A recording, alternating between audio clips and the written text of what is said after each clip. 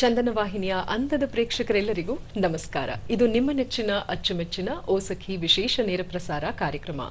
ಮಹಿಳೆಯರು, ಮಾನಿನಿಯರು, ಗೃಹಿಣಿಯರು, ವನಿತೆಯರು, ಸಖಿಯರು ಎಲ್ಲರೂ ನೋಡುವಂತಹ ಕಾರ್ಯಕ್ರಮ ಇದಾಗಿದ್ದು, ಜೀವನೋಪಾಯಕ್ಕೆ ಹಾಗೂ ಸರಳವಾದಂತಹ ಸುಂದರ, ಸಮೃದ್ಧ, ಸುಭಿಕ್ಷವಾದಂತಹ ಜೀವನಕ್ಕೆ ಬೇಕಾದಂತಹ ಎಲ್ಲ ಮಾಹಿತಿ, ಮಾರ್ಗದರ್ಶನ ಹಾಗೂ ಕೌಶಲ್ಯಗಳ ಸಿರಿಯನ್ನ ಈ ಕಾರ್ಯಕ್ರಮ ಒದಗಿಸಿಕೊಡ್ತಾ ಬಂದಿದೆ. ಇದೇ ನಿಟ್ಟಿನಲ್ಲಿ ಪ್ರತಿಯೊಬ್ಬರು ಮನುಷ್ಯ ಅಂದಮೇಲೆ ಯಾವುದೋ ಒಂದು ಕೌಶಲ್ಯವನ್ನ ತನ್ನದಾಗಿಸ್ಕೊಂಡಿರ್ತಾರೆ, ಯಾವುದೋ ಒಂದು ಸಿರಿಯನ್ನ, ಒಂದು ಭಾಗ್ಯವನ್ನ ತನ್ನದಾಗಿಸ್ಕೊಂಡಿರ್ತಾರೆ.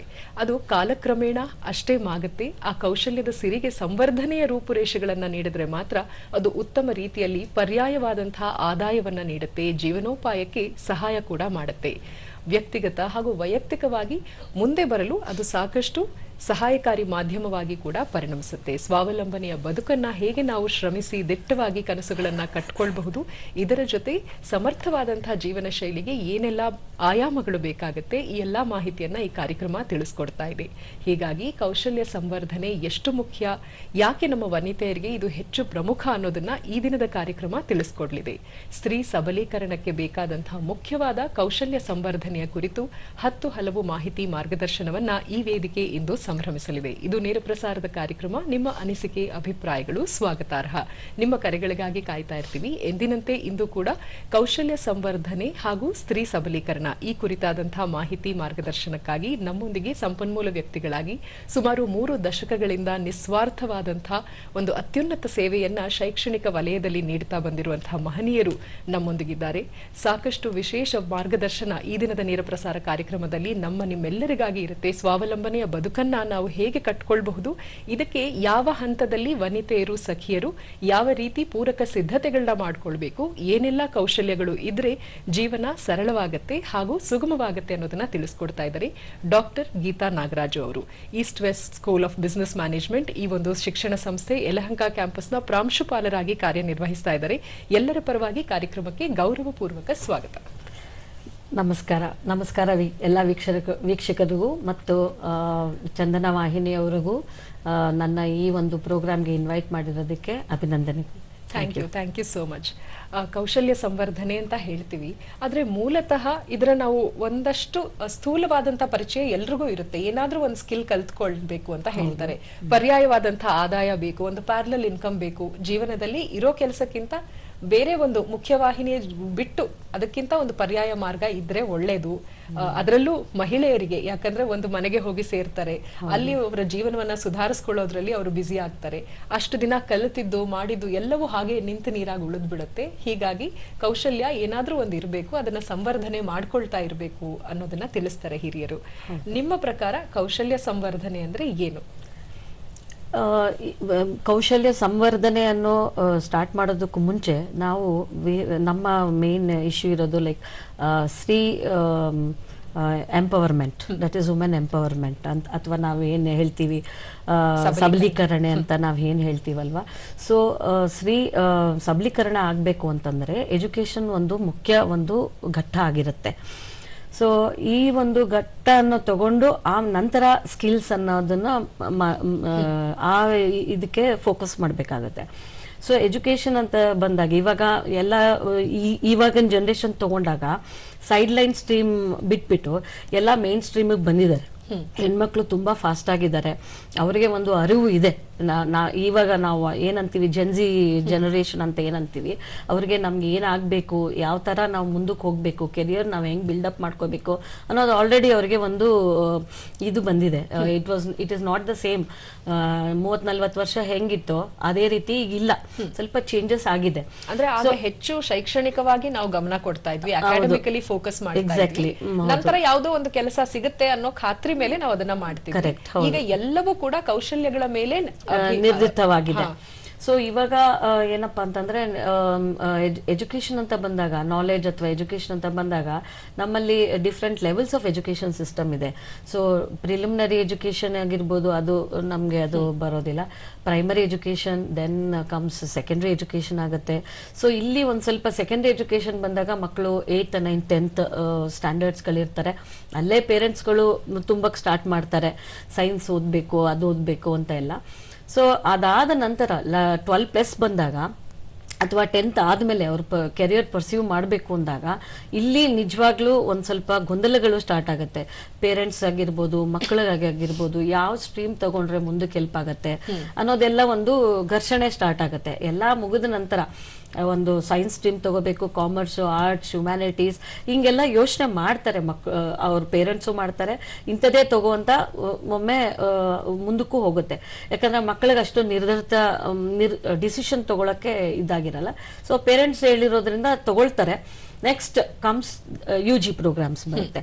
ಸೊ ಅಲ್ಲಿ UG ಪ್ರೋಗ್ರಾಮ್ಸ್ ಅಂದ ತಕ್ಷಣ it can be they can take up engineering stream, medical stream, ಅಥವಾ ಎನಿ ಆಫ್ ಯುವರ್ ITI ತಗೊಳ್ಬಹುದು. ಅಥವಾ PUC ITI ಲೆವೆಲ್ ಬಂದು 10th ಆದ್ಮೇಲಿಂದಾನೇ ತಗೊಳ್ಬಹುದು. ಯಾಕಂದ್ರೆ ಅದು ವೊಕೇಶನಲ್ ಸ್ಕಿಲ್ ಬೇಸ್ಡ್ ಟ್ರೈನಿಂಗ್ ಆಗಿರುತ್ತೆ. ಅದು ಎಲ್ಲಾ ವರ್ಗದವರು, ಹೆಣ್ಮಕ್ಳಿಗೆ ಅಂತ ಅಲ್ಲ, ಗಂಡ್ಮಕ್ಳು ಮತ್ತೆ ಹೆಣ್ಮಕ್ಳು ಎಲ್ಲರೂ ತಗೊಳ್ಬಹುದು ITI ಸ್ಕಿಲ್. ಅದು 10th ಮುಗಿದ ತಕ್ಷಣನೇ ಆಗುತ್ತೆ. ಆಮೇಲೆ ಡಿಪ್ಲೊಮಾನೂ ಅಷ್ಟೇ 10th ಮುಗಿದ ತಕ್ಷಣನೇ ಆ ಒಂದು ಪಾಲಿಟೆಕ್ನಿಕ್ ಕೋರ್ಸ್ಗಳು ಕೂಡ ಮಾಡಬಹುದು. ಸ್ಕಿಲ್ ಬೇಸ್ಡ್ ಟ್ರೈನಿಂಗ್ ಆಗಿರ್ತವೆ. ಸೊ ನಾವು ಅದಕ್ಕೆ ಒಂದು ಕಡೆ ಅದನ್ನ ಇಟ್ಕೊಳ್ಳೋ. ನೆಕ್ಸ್ಟ್ UGಗೆ ಬಂದಾಗ ಅವರು ಇದು BSc ತಗೋಬಹುದು, BCom ತಗೋಬಹುದು, BA ಅದೇ ಹೇಳದ್ನಲ್ಲ, ಇಂಜಿನಿಯರಿಂಗ್, ಮೆಡಿಕಲ್ ಸ್ಟ್ರೀಮ್ ಮತ್ತೆ ಈ ತರ ಕೋರ್ಸ್ BSc ಆ ತರ ಕೋರ್ಸ್ಗಳನ್ನ ತಗೊಳ್ಬಹುದು.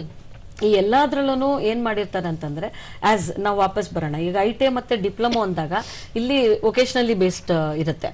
ಆದ್ರೆ ಹೆಣ್ಮಕ್ಳಿಗೆ ಅಂತ ಬಂದಾಗ ಸ್ಕಿಲ್ಸ್ ಯಾವ್ಯಾವ್ದು ಬೇಕಾಗತ್ತೆ ಅಥವಾ ಯಾವ ಕೋರ್ಸ್ ಆಯ್ಕೆ ಮಾಡ್ಕೊಂಡ್ರೆ ಮುಂದಕ್ಕೆ ಕೆರಿಯರ್ ಡೆವಲಪ್ ಆಗುತ್ತೆ ಅನ್ನೋದು ಏನಪ್ಪಾ ಅಂದ್ರೆ, electronics is one, computer science is one which ಅವರು ತಗೊಳ್ಬಹುದು. ಅದು ನಂತರ ಟೈಲರಿಂಗ್ ಕೋರ್ಸ್ಗಳಿರ್ಬೋದು, ಅಥವಾ creative art designing, fashion designing ಇಂಥ ಕೋರ್ಸ್ಗಳಿಗೆ ಅವರು ಸಾಮಾನ್ಯ ಹೆಣ್ಮಕ್ಳು ತಗೊಳ್ತಾರೆ. ಸೊ ಇಲ್ಲಿ ಯಾವಾಗ್ಲೂ ಒಂದು ಸೆಕ್ಟಾರ್ಸ್ ಅಂತ ಬಂದಾಗ ಎರಡು ತರ ಸೆಕ್ಟರ್ಸ್ ನಲ್ಲಿ ಬರುತ್ತೆ. ಮ್ಯಾನುಫ್ಯಾಕ್ಚರಿಂಗ್ ಸೆಕ್ಟರ್ ಇರ್ಬೋದು, ಸರ್ವಿಸ್ ಸೆಕ್ಟರ್ ಇರ್ಬೋದು. ಮ್ಯಾನುಫ್ಯಾಕ್ಚರಿಂಗ್ ಸೆಕ್ಟರ್ಸ್ ಬಂದಾಗ ಅದು ಇಂಡಸ್ಟ್ರೀಸ್ ನಲ್ಲಿ ಹೋಗಿ ಕೆಲಸ ಮಾಡುವಂಥದ್ದು. ಸರ್ವಿಸ್ ಸೆಕ್ಟರ್ ಬಂದಾಗ hospitality, government or civil services ಅಥವಾ ಬೇರೆ ಈ ತರ ಒಂದು ಸೆಕ್ಟರ್ಸ್ ಬಂದಾಗ ಹೆಣ್ಮಕ್ಳು ಜಾಸ್ತಿ ಆ ಏರಿಯಾಗೆ ನುಗ್ಗೋದು. ಹೆಲ್ತ್ ಕೇರ್ ಇಂಡಸ್ಟ್ರೀಸ್ ಜಾಸ್ತಿ ನುಗ್ತಾರೆ. They become nurse, they become pharmacist, ಆಮೇಲೆ like advisory, health advisory people, ಆ ತರ ಪೊಸಿಷನ್ಸ್ ಗಳಿಗೆ ಹೋಗೋಕೆ ಇಷ್ಟಪಡ್ತಾರೆ. ಸೊ ನೀವು ಈ 3 ದಶಕಗಳಲ್ಲಿ ಹೆಚ್ಚಾಗಿ ಸರ್ವಿಸ್ ಓರಿಯೆಂಟೆಡ್ ನಲ್ಲಿ ಸ್ವಲ್ಪ ಜಾಸ್ತಿ ಮಹಿಳೆಯರು ಹೆಚ್ಚಾಗಿ ಹೋಗ್ತಾರೆ ಅಂತ. ಸೊ ಇದನ್ನಲ್ಲೂ ಸ್ಪೆಷಲ್ ಸ್ಕಿಲ್ಸ್ ಗಳನ್ನ ಕೊಡ್ತಾರೆ. ಇವಾಗ ಮುಂಚೆ ITI ಅದೆಲ್ಲ ministry of labour and skill, ಇದು ಲೇಬರ್ ಅಂಡ್ ಮಿನಿಸ್ಟ್ರಿ ಇದ್ರ ಡೆವಲಪ್ಮೆಂಟ್ ಅಂತ ಇತ್ತು. ಈಗ they have completely change ministry only, ministry of skill development and entrepreneurship ಅಂತ ಮಾಡಿದ್ದಾರೆ. As per our Modiji sir ಇದ್ರ ಪ್ರಕಾರ made in India, make in India, skill India mission ಅಂತ ಎಲ್ಲ ಬಂದಾಗ ಈ ಮಿನಿಸ್ಟ್ರಿನೇ ಚೇಂಜ್ ಮಾಡಿ ಹೆಚ್ಚು ಮಹತ್ವ ಸ್ಕಿಲ್ ಡೆವಲಪ್ಮೆಂಟ್ ಗೆ ಕೊಟ್ಟಿದ್ದಾರೆ, ಆದ್ಯತೆ ಕೊಟ್ಟಿದ್ದಾರೆ. ಎಲ್ಲ ಬರ್ಲಿ ಅಂತ. ಹೌದು, 40 ಒಂದು ಕಾರ್ಯ ಇದು ಆಫೀಸಸ್ ಗಳು ನೇಮಕ ಆಗಿದೆ ಇದನ್ನೆಲ್ಲ ಈ ಸಚಿವಾಲಯದ ಕೆಳಗಡೆ. ಸೊ ಯಾವ ರೀತಿ ಮಗು ಯಾವ ಅವ್ರ ಪ್ಯಾಷನ್ ಮೇಲೆ ಯಾವ್ದು ತಗೊಳ್ತಾರೋ ಅದ್ರ ಮೇಲೆ ಸ್ಕಿಲ್ ಡೆವಲಪ್ಮೆಂಟ್ ಮಾಡ್ಕೊಂಡು ಹೋಗ್ಬೇಕಾಗ್ತದೆ. ಸೊ ಇಂತಿಷ್ಟೇ ಅಂತ ನಿರ್ದಿಷ್ಟವಾಗಿ ನಾವು ಯಾರನ್ನು ಹೇರೋ ಹಾಗಿಲ್ಲ. ಸೊ ಸಾಕಷ್ಟು ಒಂದು ಸಮಯ ಇರುತ್ತೆ. ಅದಕ್ಕೆ ಪೂರಕವಾಗಿ ಒಂದು 10ನೇ ತರಗತಿ 12ನೇ ತರಗತಿ ಬರೋದ್ರೊಳಗೆ ಒಂದು ಅವ್ರಿಗೆ ಕರಿಯರ್ ಗಿಂತ ಜಾಸ್ತಿ ಎಜುಕೇಶನ್ ಗೈಡೆನ್ಸ್ ಬೇಕಾಗತ್ತೆ. ಸೊ ಅದಾದ ಮೇಲೆ ಎಜುಕೇಶನ್ ಗೈಡೆನ್ಸ್ ಆದ ಮೇಲೆ 12ನೇ ತರಗತಿಯ ನಂತರ ಅವ್ರು ಏನೇನು ಕೋರ್ಸ್ಗಳನ್ನ ಆಯ್ಕೆ ಮಾಡ್ಕೊಳ್ತಾರೋ ಅಲ್ಲಿ ಕರಿಯರ್ ಗೈಡೆನ್ಸ್ ಬೇಕಾಗುತ್ತೆ. ಸೊ ಅಂದ್ರೆ ಎಂಪ್ಲಾಯಬಿಲಿಟಿ ಏನೇನು ಕೆಲಸಗಳು ಸಿಗುತ್ತೆ ಅದಕ್ಕೆ ಪೂರಕವಾದಂತಹ ಯಾವೆಲ್ಲ ಕೌಶಲ್ಯಗಳನ್ನ ಅವರು ಪಡ್ಕೊಳ್ತಾ ಹೋಗ್ಬೇಕು. ಅದು ತುಂಬಾ 2 ಹಂತದಲ್ಲಿ ಹಾಗಾದ್ರೆ ಮಕ್ಕಳಿಗೆ ನಾವು ಗೈಡೆನ್ಸ್ ಕೊಡಬಹುದು. ಒಂದು 10-12ನೇ ತರಗತಿ ಒಳಗಿದ್ರೆ ಎಜುಕೇಶನ್ ಗೈಡೆನ್ಸ್, ಅದರ ನಂತರ ಕರಿಯರ್ ಗೈಡೆನ್ಸ್. ಸೊ ಇದು ಅನಿವಾರ್ಯವಾಗಿ ಎಲ್ಲರೂ ಮಾಡಿಸ್ಕೊಂಡ್ರೆ ಈಗಿನ ಒಂದು ಕಾರ್ಯ ಇದಕ್ಕೆ ಉತ್ತಮ ಆಗುತ್ತೆ ಅನ್ನೋದನ್ನ ತಿಳ್ಕೊಳ್ಳೋಣ. ಇನ್ನೊಬ್ರು ಕಾಲರ್ ಒಬ್ರು ಇದ್ದಾರೆ, ಕಾರ್ಯಕ್ರಮದ ಮೊದಲನೇ ಕಾಲರ್. ನಮಸ್ತೆ, ಓಸಕಿಗೆ ಸ್ವಾಗತ. ಹಲೋ ನಮಸ್ತೆ. ನಮಸ್ತೆ, ಬಾಬುರಾವ್ ಕುಲಕರ್ಣಿ ಅಂತ. ನಮಸ್ತೆ. ನಮಸ್ತೆ. ಈಗ ಗ್ರಾಮೀಣ ಭಾಗದ ಏನು ಯುವತಿಯರು ಇರ್ತಾರೆ ಅವರಿಗೆ ಹೆಚ್ಚಿನ ಅರಿವು ಇರುವುದಿಲ್ಲ. ಅದಕ್ಕೆ ತಾವು ಯಾವ ರೀತಿಯ ಮಾರ್ಗದರ್ಶನ ಮಾಡೋದು ಸಾಧ್ಯ? ಯಾವ ಕೋರ್ಸ್ ತೆಗೆದುಕೊಳ್ಬೇಕು, ಯಾವ್ದು ತೆಗೆದುಕೊಂಡ್ರೆ ಅವ್ರಿಗೆ ಸೂಟ್ ಆಗತ್ತೆ, ಈ ತರ ನೀವೇನಾದ್ರೂ ಮಾರ್ಗದರ್ಶನ ಮಾಡ್ತಾರೆ? ಖಂಡಿತ ಕೇಳಿ ನೋಡೋಣ. ಗ್ರಾಮೀಣ ಭಾಗದಲ್ಲಿ ಈ ಕರಿಯರ್ ಗೈಡೆನ್ಸ್ ಇರಬಹುದು ಅಥವಾ ಎಜುಕೇಶನ್ ಗೈಡೆನ್ಸೇ ಇರಬಹುದು, ಅಲ್ಲಿನ ಮಕ್ಕಳಿಗೆ ಅರಿವಿನ ಒಂದು ಕೊರತೆ ಇರುತ್ತೆ. ಸೊ ಯಾವ ರೀತಿ ನೀವು ಮಾರ್ಗದರ್ಶನ ಮಾಡಬಹುದು, ಅಥವಾ ಇಲಾಖೆ ವತಿಯಿಂದ ಶಿಬಿರಗಳು ಏನಾದ್ರೂ ಇದೆಯಾ, ಕಾರ್ಯಾಗಾರಗಳು ಏನಾದ್ರೂ ಇದೆಯಾ, 3 ದಿನ 4 ದಿನ ಹತ್ತಿರದ ಕಾಲೇಜಸ್ಗೆ ಹೋಗಿ ತಿಳಿಸ್ಕೊಡ್ಲಿಕ್ಕೆ ಹೇಗೆ ಸಹಾಯ ಆಗುತ್ತೆ? ಖಂಡಿತ. ನಮಸ್ಕಾರ ನಿಮ್ಗೆ. ಆಕ್ಚುಲಿ ಗ್ರಾಮೀಣ ಯೋಜನೆ ಅಡಿ, ನಮ್ಮ ಒಂದು ಮಿನಿಸ್ಟ್ರಿ ಅಡಿನಲ್ಲಿ ಗ್ರಾಮೀಣ ಯೋಜನೆಗಳು ತುಂಬಾ ಸ್ಕೀಮ್ಸ್ಗಳು ತುಂಬಾ ಇದೆ. ಸೊ ನಾವು ಡಿಸ್ಟ್ರಿಕ್ಟ್ ಇಂಡಸ್ಟ್ರೀಸ್ ಅಂಡ್ DIC ಅಂತ ಹೇಳ್ತೀವಿ. ಸೊ ಅಂಡ್ MSME ಅಂತಾನು ಅಂತೀವಿ, ministry of skill development of ಇದು ಮೀಡಿಯಂ ಇಂಡಸ್ಟ್ರೀಸ್ ಅಂತ. ಸೊ ಇಲ್ಲಿ ಇವರು ವತಿಗಳಿಂದ ತುಂಬಾ ರೂರಲ್ ಕಡೆ ಕ್ಯಾಟರ್ ಮಾಡ್ತಾ ಇದ್ದಾರೆ. ಗ್ರಾಮೀಣ ಅಂದ್ರೆ ರೂರಲ್ ಏರಿಯಾಸ್ಗಳಿಗೆ, ಅಲ್ಲಿರೋರ್ಗೆ ಏನೋ ಒಂದು ಅವೇರ್ನೆಸ್ ಅಂತ ಇರೋದಿಲ್ಲ, ಅವ್ರಿಗೆ ಇಂಥದ್ದೇ ತಗೋಬೇಕಂತ ಇಲ್ದೇ ಇರೋದ್ರಿಂದ ಅಲ್ಲಿ ನೀವು ಹೇಳ್ದಂಗೆ ಕ್ಯಾಂಪೇನ್ಸ್ಗಳು ಮಾಡ್ತೀವಿ. ಮಾಡಿ ಅಲ್ಲಿ ಒಂದು ತಿಂಗಳು ಕೌಶಲ್ಯ ಪ್ರೋಗ್ರಾಮ್ಸ್ಗಳು ಬೇರೆ ಬೇರೆ ಒಂದು ಇದನ್ನಲ್ಲಿ ಒಂದು ಪ್ರೋಗ್ರಾಮ್ ಒಂದು ಬಂದಿದೆ. ಇದು ಏನದು ಸ್ಫೂರ್ತಿ ಚಕ್ರ ಸ್ಕೀಮ್ ಅಂತ. ಇಲ್ಲಿ ಏನಪ್ಪಾ ಅಂತ ಹೇಳಿದ್ರೆ, ಯೂಸಿಂಗ್ ದ ಸೋಲಾರ್ ಚಕ್ರ, ಇದು ಕಾಟನ್ ಗಾರ್ಮೆಂಟ್ಸ್ ತಯಾರು ಮಾಡುವಂತ ಒಂದು ಯೋಜನೆ ಸ್ಟಾರ್ಟ್ ಮಾಡಿದ್ದಾರೆ.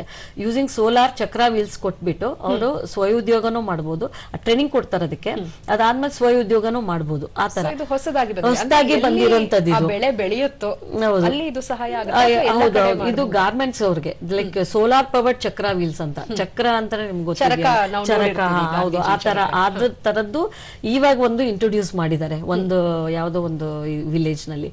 ಸೊ ಈ ತರ ಒಂದು ಸ್ಕೀಮ್ಸ್ ನ ನಾವು ಕ್ಯಾಪ್ಚರ್ ಮಾಡಿದ್ರೆ ಲೇಟೆಸ್ಟ್ ಆಗಿ ಅದು ಅವರು ಕಲ್ತಂಗೂ ಆಗತ್ತೆ, ಕೌಶಲ್ಯ ಸಿಕ್ಕಂಗೂ ಆಗತ್ತೆ, ನಂತರ ಸ್ವಯಂ ಉದ್ಯೋಗ ಮಾಡೋಕ್ಕೂ ಅವರು ಸಹಾಯ ಮಾಡ್ತಾರೆ. ಮತ್ತೆ ಕಚ್ಚಾ ಸಾಮಗ್ರಿ ಇಲ್ಲಿ ನೈಸರ್ಗಿಕವಾಗಿ ಹೆಚ್ಚಿಗೆ ಅದಕ್ಕೋಸ್ಕರ ಅಂತ ಇನ್ವೆಸ್ಟ್ ಮಾಡೋದು ಬೇಕಿಲ್ಲ. ಹೌದೌದು. ಸೊ ಇವಾಗ ಗ್ರಾಮೀಣ ಪ್ರದೇಶದವರು ಬರೀ ಟೈಲರಿಂಗ್ ತಗೊಳ್ಬೇಕು ಅಥವಾ ಇನ್ನೊಂದು ಯಾವುದೋ ಈ ತರ ಕೋರ್ಸಸ್ ಅಂತಲ್ಲ, ಅಲ್ಲೂ ನಮ್ಗೆ ಡಿಜಿಟಲ್ ಲಿಟ್ರಸಿ ಪ್ರೋಗ್ರಾಮ್ಸ್ಗಳಿದೆ, ಫೈನಾನ್ಷಿಯಲ್ ಲಿಟ್ರಸಿ ಪ್ರೋಗ್ರಾಮ್ಸ್ಗಳು ಮಾಡ್ತಾ ಇದ್ದಾರೆ. ಫೈನಾನ್ಷಿಯಲ್ ಲಿಟ್ರಸಿ ಪ್ರೋಗ್ರಾಮ್ ಇವಾಗ ತುಂಬಾ ನಡೀತಾ ಇರುವಂತದ್ದು, ಯಾಕಂದ್ರೆ ಎಲ್ಲ ಡಿಜಿಟಲ್ ಪೇಮೆಂಟ್ಸ್ ಆಗ್ತಾ ಇದೆ. ಅವರಿಗೆ ಅರಿವಾಗಿಬೇಕು ಈ ತರ ಇಂಥದ್ದು ಒಂದು ಇದೆ, UPI ಪೇಮೆಂಟ್ಸ್ ಯಾವ ತರ ಇರುತ್ತೆ ಅನ್ನೋದು. ಅಂದ್ರೆ ಫೈನಾನ್ಷಿಯಲ್ ಲಿಟ್ರಸಿ ಬಗ್ಗೆ ತುಂಬಾ ಅವೇರ್ನೆಸ್ ನ ಕ್ರಿಯೇಟ್ ಮಾಡ್ತಿದ್ದಾರೆ. ಅಂದ್ರೆ ಅದು ಒಂದು ಸ್ಕಿಲ್, ಅದು ಆ ಸ್ಕಿಲ್ ಅವರಿಗೆ ಕೊಡ್ಲೇಬೇಕು. ಸೊ ಸಾಮಾನ್ಯವಾಗಿ ನಾವು ನೋಡಿರ್ತೀವಿ, ಒಂದು ಔಪಚಾರಿಕವಾಗಿ ಕಲಿತ್ಕೊಳ್ಳುವಂತ ಒಂದಿಷ್ಟು ಸ್ಕಿಲ್ಸ್, ಇನ್ನೊಂದು ಆರ್ಥಿಕ ಸಾಕ್ಷರತೆ ಕುರಿತಾಗಿ ನಾವು ತಿಳ್ಕೊಂಡ್ರೆ ನಾವು ಏನನ್ನೇ ಮಾರುಕಟ್ಟೆಗೆ ಉತ್ಪನ್ನವಾಗಿ ತಂದ್ರು ಅಥವಾ ನಮ್ಮ ಕೌಶಲ್ಯವನ್ನೇ ಎಕ್ಸಿಬಿಟ್ ಗೆ ಇಟ್ರು ಪ್ರದರ್ಶನಕ್ಕೆ, ಅದಕ್ಕೆ ಒಂದು ವೇದಿಕೆ ಸಿಗುತ್ತೆ. ಸೊ ಆರ್ಥಿಕ ಸಾಕ್ಷರತೆ ಕೂಡ ಒಂದು ಸ್ಕಿಲ್, ಇದು ಅನಿವಾರ್ಯ ಅನ್ನೋದನ್ನ ನೀವು ತಿಳಿಸ್ಕೊಡ್ತಿದ್ರ. ಇನ್ನೊಬ್ರು ಕಾಲರ್ ಇದ್ದಾರೆ ಲೈನ್ ಅಲ್ಲಿ. ನಮಸ್ತೆ, ಓಸಖಿಗೆ ಸ್ವಾಗತ. ಹಲೋ.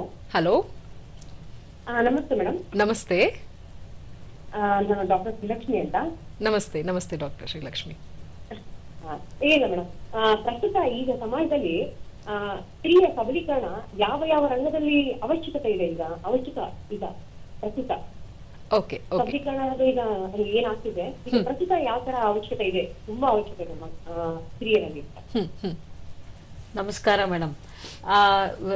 ಸಬಲೀಕರಣ ಅನ್ನೋದು ಬೇರೆ ಬೇರೆ ತರ ಸಬಲೀಕರಣತೆ ಇರುತ್ತೆ. ಒಂದು ಸೋಷಿಯಲ್ ಎಂಪವರ್ಮೆಂಟ್ ಅಂತ ಕರಿತೀವಿ, ಸಾಮಾಜಿಕ ಸೊಸೈಟಿಯಲ್. ಇನ್ನೊಂದು ಫಿನಾನ್ಷಿಯಲ್ ಎಂಪವರ್ಮೆಂಟ್ ಅಂತೀವಿ, ಅಂದ್ರೆ ಫಿನಾನ್ಸ್ ಬಗ್ಗೆ ಆರ್ಥಿಕವಾಗಿ, ಆಯ್ತಾ. ಪೊಲಿಟಿಕಲ್ ಎಂಪವರ್ಮೆಂಟ್ ಅಂತಾನು ಕರಿತೀವಿ, ಅಂದ್ರೆ ವೇರ್ ಸೊಸೈಟಿ ಅಂಡ್ ಪಾಲಿಟಿಕ್ಸ್, ಅಲ್ಲಿ ಅದು ಒಂದು ಎಂಪವರ್ಮೆಂಟ್ ಒಂದು ಹಂತ ಹೋಗುತ್ತೆ. ನೆಕ್ಸ್ಟ್ ಈ ರೀತಿಯಾಗಿ ಒಂದು ಡಿಫ್ರೆಂಟ್ ಲೆವೆಲ್ ಸೈಕಲಾಜಿಕಲ್ ಎಂಪವರ್ಮೆಂಟ್, ಈ ತರ ಸಬಲೀಕರಣದಲ್ಲೇ ನಾನಾ ತರದ ಹಂತಗಳಿರುತ್ತೆ. ಸೊ ಈ ಹಂತಗಳಲ್ಲಿ ಯಾವುದು ಅವರು ಸಬಲೀಕರಣ ಆಗಬೇಕು ಅನ್ನೋದು ವೆರಿ ಇಂಪಾರ್ಟೆಂಟ್ ಆಗುತ್ತೆ. ಸೊ ಸೋಷಿಯಲ್ ಎಂಪವರ್ಮೆಂಟ್ ಅಂದ್ರೆ ಸಾಮಾಜಿಕ, ನೀವು how you are going to react with the society and how you are going to face the prejudices, ಆ ಸೊಸೈಟಿನಲ್ಲಿರೋ ಪ್ರಿಜುಡೈಸಸ್ನ ಹೆಂಗ್ ಫೇಸ್ ಮಾಡಿ ಅದನ್ನ ಬರ್ತಿರೋ ಅನ್ನೋದು ಮೇಲೆ ಒಂದು ಸಬಲೀಕರಣೆ ಆಗುತ್ತೆ. ಇನ್ನೊಂದು ಎಕನಾಮಿಕ್ ಎಂಪವರ್ಮೆಂಟ್, ಆರ್ಥಿಕ ಸ್ಥಿತಿ. ಸೊ ಹಿಂದುಳಿದಂತಹ ಒಂದಷ್ಟು ವರ್ಗಗಳು ಏನಿರುತ್ತೆ, ಮಾರ್ಜಿನಲೈಸ್ಡ್ ಕಮ್ಯುನಿಟೀಸ್ ಏನಿರುತ್ತೆ, ಅವ್ರನ್ನ ಮುಖ್ಯವಾಹಿನಿಗೆ ತಂದು ಅವರಲ್ಲಿರುವಂತಹ ಕೌಶಲ್ಯಗಳಿಗೆ ಸಂವರ್ಧನೆ ನೀಡೋಕು ಅದು ಕೂಡ ಹೌದು. ಎಕ್ಸಾಕ್ಟ್ಲಿ. ಇವಾಗ ಸಬಲೀಕರಣ ಅಂತ ಏನ್ ಅದು ಮೀನಿಂಗ್ ಏನಪ್ಪಾ ಅಂತಂದ್ರೆ, ಸಪೋಸ್ ನಾನು ಇದೀನಿ ಇವಾಗ ನನ್ನ ಮನೆಯಲ್ಲಿ ನಾನೇ ಒಂದು ಡಿಸಿಷನ್ ಮೇಕಿಂಗ್ ಅಥಾರಿಟಿ ಆದ್ರೆ, suppose I want to go out for a trip for a month. So I need not ask my husband, I need not ask anybody or my in laws. I have the decision to make ನಾನೇ decision ಮಾಡ್ಬೋದು, ನಾನು ಹೋಗ್ಬೋದು ಅಂತ. So ನಾನು ಆ decision making capability ನನಗೆ ಬಂದಿದೆ ಅಂತಂದ್ರೆ ನನಗೆ ಎಂಪವರ್ ಆಗಿದ್ದೀನಿ ಅಂತ, ನಾನು ಸಬಲೀಕರಣ ಆಗಿದ್ದೀನಿ ಅಂತ. So that is the main meaning of empowerment. So ಇಲ್ಲಿ ವೇರಿಯಸ್ ಹಂತಗಳಲ್ಲಿ ಎಂಪವರ್ಮೆಂಟ್ ಆಗೋ ಚಾನ್ಸಸ್ ಇರುತ್ತೆ. ಓಕೆ, ಅಂದ್ರೆ ಯೋರ್ ವಾಯ್ಸ್ ಮ್ಯಾಟರ್ಸ್, ಎಸ್, ಮತ್ತೆ ನಿಮ್ಮ ಡಿಸಿಷನ್ಸ್, ಎಕ್ಸಾಕ್ಟ್ಲಿ ಡಿಸಿಷನ್ಸ್ ಗೆ ಒಂದು ಗೌರವಯುತವಾದಂತಹ ಸಮ್ಮತಿ, ಹೌದು. ಇತರರನ್ನ ಸಮ್ಮತಿ ಕೇಳದೆ, ಓವರ್ ಎಕ್ಸ್ಪ್ಲೈನ್ ಮಾಡದೆ, Exactly. ನಿಮ್ಮ ಕೆಲಸಗಳನ್ನ ನೀವು ಮಾಡ್ಕೊಳ್ಳೋ ಅಷ್ಟು ನಮ್ಗೆ ಒಂದು ಅವಕಾಶ ಸಿಕ್ಕಲ್ಲಿ ಅದುವೇ ರಿಯಲ್ ಎಂಪವರ್ಮೆಂಟ್ ಅಂತ ನಾವು ಹೇಳ್ತೀವಿ. So empowerment is not one particular definition, different levels ನಲ್ಲಿ ಎಂಪವರ್ಮೆಂಟ್ ಆಗೋ ಚಾನ್ಸಸ್ ಇರುತ್ತೆ. So education empowerment is also one, how much ಸಾಕ್ಷರತೆ ಎಷ್ಟು ಇರುತ್ತೆ ಅಂತ ಅನ್ನೋದನ್ನು ಡಿಪೆಂಡ್ ಆಗುತ್ತೆ. ಸೊ ಈ ಲೆವೆಲ್ಸ್ ಆಫ್ ಎಂಪವರ್ಮೆಂಟ್ ನಲ್ಲಿ ನೀವು ಯಾವ ಕ್ಯಾಟಗರಿನಲ್ಲಿ ಎಂಪವರ್ಮೆಂಟ್ ಆಗ್ಬೇಕು ಅನ್ಕೊಂಡಿದ್ರೆ ಅದ್ರ ಮೇಲೆ ಇದಾಗ. ಫೈನಾನ್ಷಿಯಲ್ ಎಂಪವರ್ಮೆಂಟ್ ಅಂದ ತಕ್ಷಣ suppose you are an entrepreneurship, the how much you earn and make yourself you live and your family is living. So that is one level of empowerment. ಸಾಕಷ್ಟು ಆಯಾಮಗಳಲ್ಲಿ ನಾವು ಇದನ್ನ ನೋಡಬಹುದು. ರಾಜೇಶ್ವರಿ ಅವರು ಹಿರಿಯೂರಿಂದ ಕರೆ ಮಾಡಿದ್ದಾರೆ. ನಮಸ್ತೆ, ಓ ಸಖಿಗೆ ಸ್ವಾಗತ.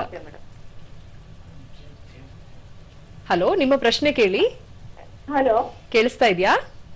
ಕೇಳಿಸ್ತಾ ಇದೆ. ನಿಮ್ಮ ಪ್ರಶ್ನೆ ಕೇಳಿ. ಮೇಡಮ್, ನನ್ನ ಪ್ರಶ್ನೆ ಏನು ಅಂದ್ರೆ, ಇವಾಗ ನನ್ ಮಗಳನ್ನು 10th ಓದ್ತಾ ಇದ್ದಾಳೆ.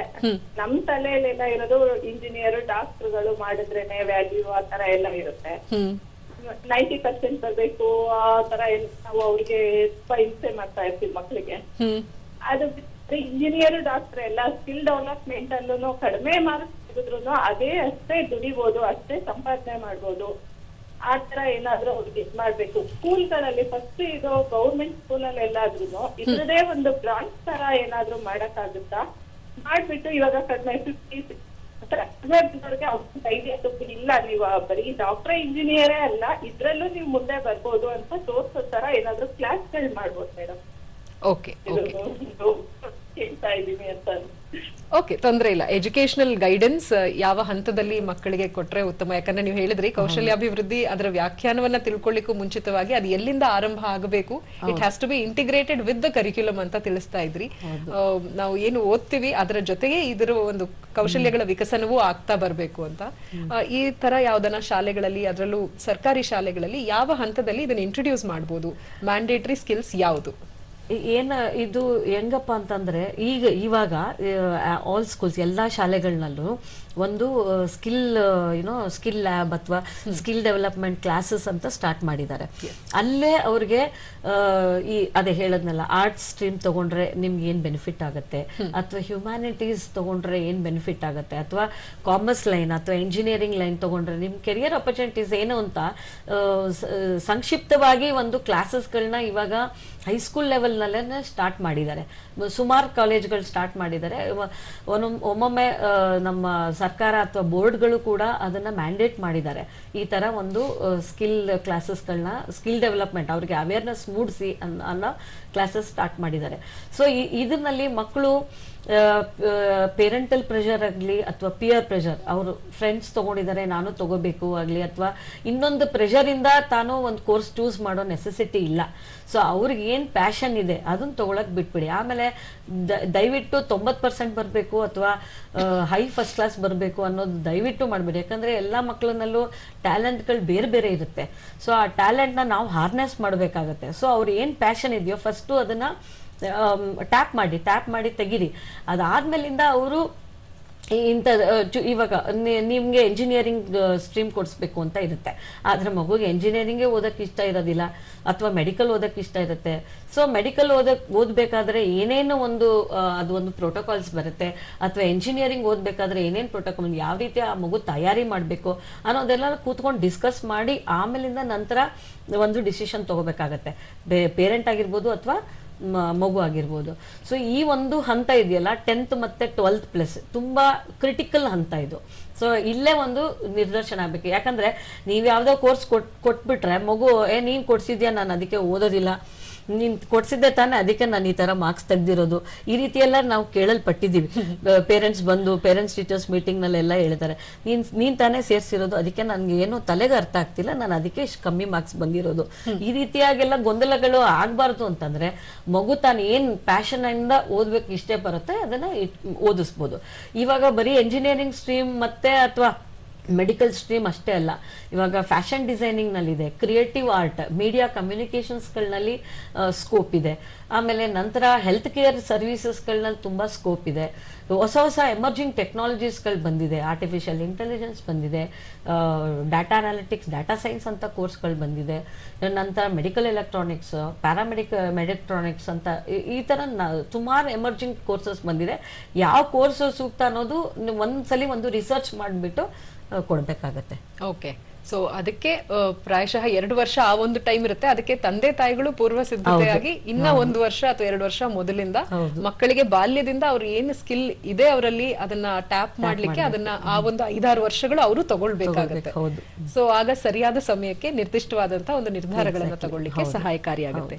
ಇನ್ನ ಇದಾದ್ಮೇಲೆ ಎಷ್ಟೋ ಬಾರಿ UG ಸ್ಕೀಮ್ಸ್ ಆಗುತ್ತೆ, ಪೋಸ್ಟ್ ಗ್ರಾಜುಯೇಷನ್ ಮಾಡ್ತಾರೆ. ಅದಾದ್ಮೇಲೆ ಎಷ್ಟೋ ಜನ ಸ್ವಾವಲಂಬನೆ, ಒಂದು ಸ್ವಯಂ ಕೃಷಿ ಮಾಡಬೇಕು, ತಮ್ಮದೇ ಸ್ವಂತ ಉದ್ಯೋಗ ಮಾಡಬೇಕು, ಕೆಲವರು ನವೋದ್ಯಮಗಳಿಗೆ ಹೋಗ್ತಾರೆ. ಇಂಥ ಸಮಯದಲ್ಲಿ ಕರಿಯರ್ ಗ್ರೋತ್ ಹೇಗೆ ಅವರು ಆಯ್ಕೆ ಮಾಡ್ಕೊಳ್ಬೇಕು?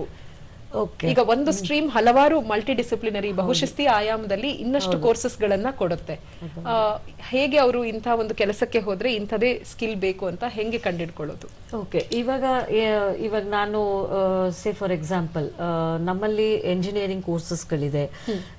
ಎಂಜಿನಿಯರಿಂಗ್ ಕೋರ್ಸಸ್ನಲ್ಲಿ ಅಂತಂದ್ರೆ ಲೈಕ್ ಕಂಪ್ಯೂಟರ್ ಸೈನ್ಸ್ ಎಂಜಿನಿಯರಿಂಗ್ ಇದೆ, ನಮ್ಮಲ್ಲಿ ಏರೋನಾಟಿಕಲ್ ಎಂಜಿನಿಯರಿಂಗ್ ಇದೆ, ಆಮೇಲೆ ನಮ್ಮಲ್ಲಿ ಅಗ್ರಿಕಲ್ಚರಲ್ ಎಂಜಿನಿಯರಿಂಗ್ ಅಂತ ಹೊಸ ಕೋರ್ಸ್, BSc ಅಗ್ರಿಕಲ್ಚರ್ ಅಲ್ಲ, ಅಗ್ರಿಕಲ್ಚರ್ ಎಂಜಿನಿಯರಿಂಗ್ ಅಂತ ಒಂದು ಬಂದಿದೆ.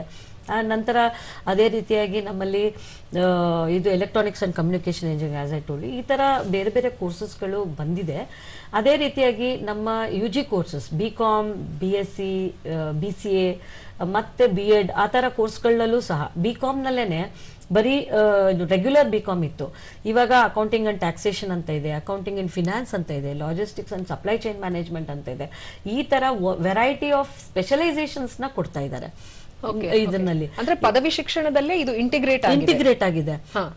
ಇವಾಗ ಎಂಜಿನಿಯರಿಂಗ್ ನಲ್ಲಿ ಮಗು ಏನಾದ್ರೂ ಸೇ ಎಲೆಕ್ಟ್ರಾನಿಕ್ಸ್ ಅಂಡ್ ಎಂಜಿನಿಯರಿಂಗ್ ನಲ್ಲಿ ಎಂಬೆಡೆಡ್ ಸಿಸ್ಟಮ್ಸ್ ಮೇಲೆ ಡೆವಲಪ್ ಮಾಡ್ಕೋಬೇಕು, ಅದು ಒಂದು ಇದು ಸ್ಕಿಲ್, ಅದ್ರ ಮೇಲೆ ಡೆವಲಪ್ ಮಾಡ್ಕೋಬೇಕು ಅಂದ್ರೆ ಅವ್ರು ಅದೇ ಲೈನ್ ಅಲ್ಲಿ ಸ್ಕಿಲ್ ನ ತಗೊಂಡು ಅದ್ರ ಬಗ್ಗೆ ಅದರಿಂದನೇ ಹೋಗ್ಬೇಕಾಗುತ್ತೆ.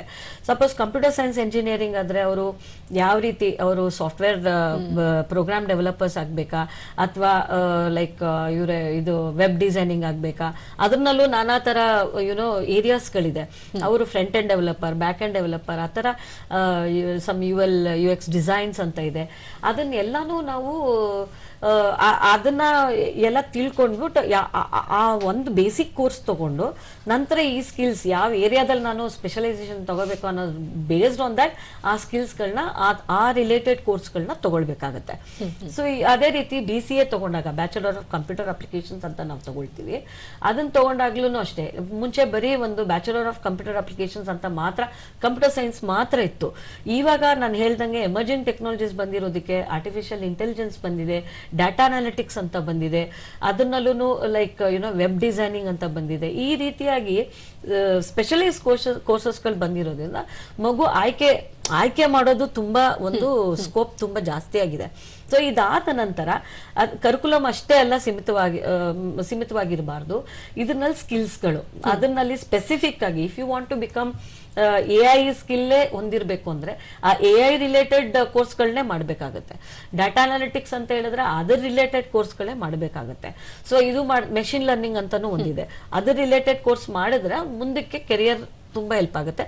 ಜಾಬ್ ಆಪರ್ಚುನಿಟೀಸು ಕೂಡ ಇವಾಗಿರುವಂತಹ ಇಂಡಸ್ಟ್ರೀಸ್ಗಳು ಹಳೆ old ಟೆಕ್ನಾಲಜಿನ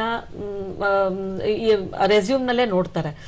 easy or she updated ಅಂತ ನೋಡ್ಬಿಟ್ಟು ನಂತರ ಸೆಲೆಕ್ಷನ್ ಮಾಡ್ತಾರೆ.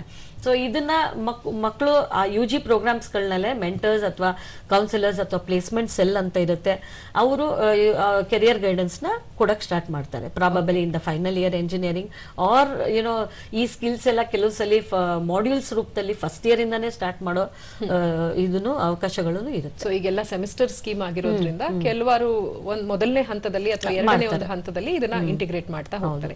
ಈಗ ಹಾಗಿದ್ರೆ ನಾವು ಏನನ್ನಾದ್ರೂ ಕೆಲಸವನ್ನ ಆಯ್ಕೆ ಮಾಡ್ಕೋಬೇಕು ಅಂದ್ರೆ ಈಗ ಪ್ರಾಯಶಃ ಸದ್ಯಕ್ಕೆ ನಾವು ನೋಡ್ತಾ ಇರೋದು ಎಲ್ಲಾ ಕಡೆ AI ಪವರ್ಡ್ ಒಂದು ಇನೋವೇಷನ್ ಟೆಕ್ನಾಲಜೀಸ್ ಹೆಚ್ಚಾಗಿದೆ.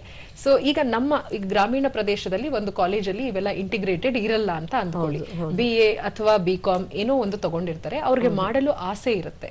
ಇಂಥವ್ರು ಹೇಗೆ ಎಲ್ಲಿ ಪ್ರಮಾಣೀಕೃತವಾದಂತಹ ಒಂದಷ್ಟು ಕೋರ್ಸ್ಗಳಿಗೆ ಹೆಂಗೆ ಇವ್ರು ಆಯ್ಕೆ ಮಾಡ್ಕೊಳ್ಬಹುದು, ಎಲ್ಲಿ ಬರಬಹುದು? ಯಾಕಂದ್ರೆ ಅಂತರ್ಜಾಲದಲ್ಲಿ ಸಾಕಷ್ಟು ಕೋರ್ಸ್ಗಳು ನೋಡ್ತೀವಿ, ಆದ್ರೆ ಅದು ಅಥೆಂಟಿಕೇಟೆಡ್ ಪ್ರಮಾಣೀಕೃತವಾಗಿದ್ಯಾ ಅಂತ ನಂಬಲಿಕ್ಕೆ ಆಗಲ್ಲ. ಅಷ್ಟು ದುಡ್ಡು ಹಾಕಿ ಮಾಡ್ಲಿಕ್ಕೂ ಕಷ್ಟ ಆಗುತ್ತೆ. ಅಂಥವ್ರು ಏನ್ ಮಾಡ್ಬೇಕು?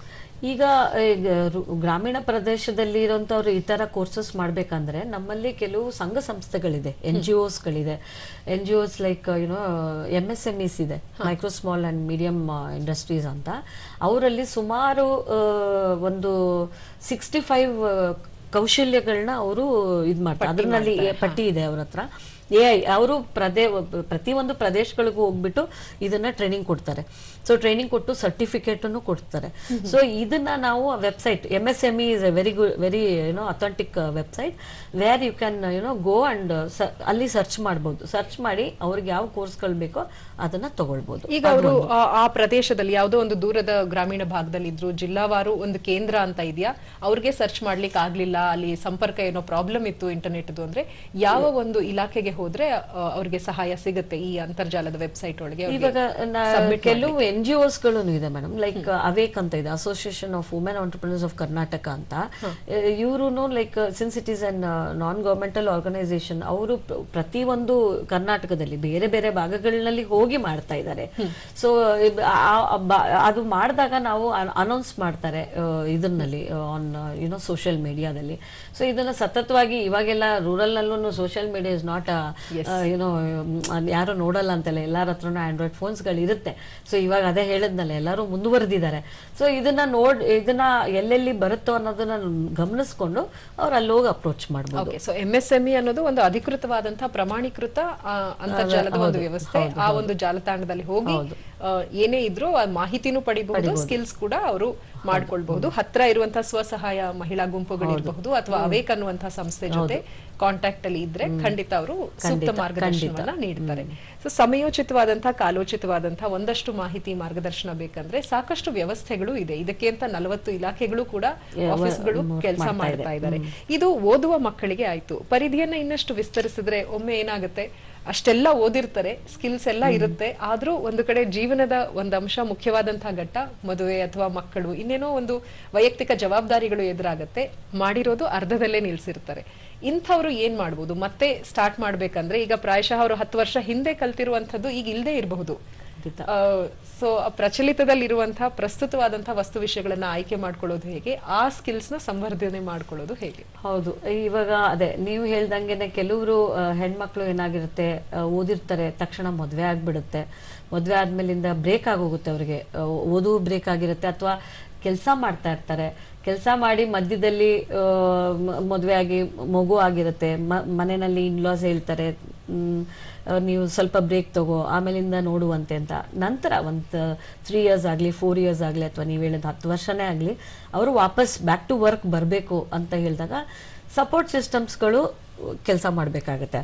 ಸಪೋರ್ಟ್ ಸಿಸ್ಟಮ್ಸ್ ಅಂತ ಹೇಳಿದಾಗ ಬೇರೆ ಬೇರೆ ಹಂತದಲ್ಲಿ ಮೊದಲು ಮನೆಯವರು ಸಪೋರ್ಟ್ ಮಾಡಬೇಕು.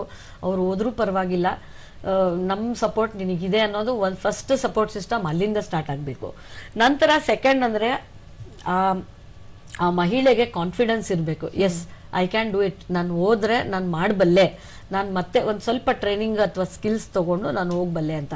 ಮೂರನೇದು ಏನಪ್ಪಾ ಅಂತಂದ್ರೆ, ಈಗ 10 ವರ್ಷದ ಹಿಂದೆ ಬಂದು ಇವಾಗ ಬ್ಯಾಕ್ ಟು ವರ್ಕ್ ಬಂದಾಗ ಸ್ಕಿಲ್ಸ್ ಎಲ್ಲ ಚೇಂಜ್ ಆಗಿದೆ. ನಾವ್ ಹೇಳಿ ಈಗ ಒಂದು it is a buzzword as you told, AI ಇದೆ, ಅದಿದೆ, ಮೆಷಿನ್ ಲರ್ನಿಂಗ್ ಇದೆ, ಆಮೇಲೆ ತುಂಬಾ ಬೇರೆ ಬೇರೆ ಇರೋದ್ರಿಂದ ಅವರು ಆ ಸ್ಕಿಲ್ಸ್ಗಳನ್ನ ಅಳವಡಿಸ್ಕೊಡ್ತಾ ಹೋಗ್ಬೇಕಾಗತ್ತೆ, ಡೆವಲಪ್ ಮಾಡ್ಕೋಬೇಕಾಗತ್ತೆ. ಇಲ್ಲ ಅಂತಂದ್ರೆ ಜಾಬ್ ಇಂಟರ್ವ್ಯೂಸ್ಗಳಲ್ಲಿ ಮಿಸರಬಲಿ ಮತ್ತೆ ಅವರು ಸೋಲನ್ನ ಇದು ಮಾಡ್ಬೇಕಾಗತ್ತೆ.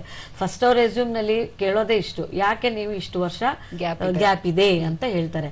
ಬಟ್ ಕೆಲವು ಕಾರ್ಪೊರೇಟ್ ಕಂಪನೀಸ್ಗಳಲ್ಲಿ ಏನಿದೆ ಅಂತಂದ್ರೆ, if they have taken maternity leave or some health issues ಇಂದ ಏನಾದ್ರೂ ಇತ್ತು, ಅಥವಾ ಏನೋ ಒಂದು ಅವರ ಒಂದು ವೈಯಕ್ತಿಕ ಕಾರಣಗಳಿಂದ ಏನಾದ್ರೂ ಬ್ರೇಕ್ ತಗೊಂಡಿದ್ರೆ ಅವರಲ್ಲಿ ಬ್ಯಾಕ್ ಟು ವರ್ಕ್ ಅನ್ನೋ ಕಾನ್ಸೆಪ್ಟ್ಸ್ಗಳಿದೆ. Say for example back to work programmes ಅಂತ TCS ಕೆರಿಯರ್ ರಿಬೂಟ್ ಅಂತ ಒಂದು ಪ್ರೋಗ್ರಾಮ್ ಮಾಡ್ತಾರೆ. ನೆಕ್ಸ್ಟ್ ಅಮೆಝಾನ್ ನಲ್ಲೂ ಅಷ್ಟೇ ರೀಕಿಂಡಲ್ ಅಂತ ಒಂದು ಪ್ರೋಗ್ರಾಮ್ ಇದೆ.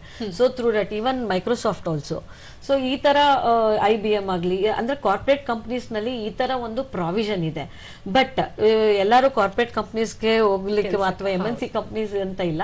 ಬಟ್ ಬೇರೆ ಕಡೆ ಕೆಲ್ಸಕ್ಕೆ ಹೋದ್ರೂ ಸಹ, ಸ್ಟಾರ್ಟ್ಅಪ್ಸ್ ಗಳಲ್ಲಿ ಹೋದ್ರೂ ಸಹ ನೀವು ರಿಕ್ವೈರ್ಡ್ ಸ್ಕಿಲ್ಸ್ ನ ಕಲ್ತ್ಕೊಳ್ಳೇಬೇಕಾಗುತ್ತೆ if you are coming back to work. That is my, ನನ್ನ ಅನಿಸಿಕೆ ಏನಪ್ಪಾ ಅಂತಂದ್ರೆ, ಅವರು ಆ ಕೌಶಲ್ಯಗಳನ್ನ ತಗೊಂಡು ವಾಪಸ್ಸು they can attend. There are so many companies which will take them back.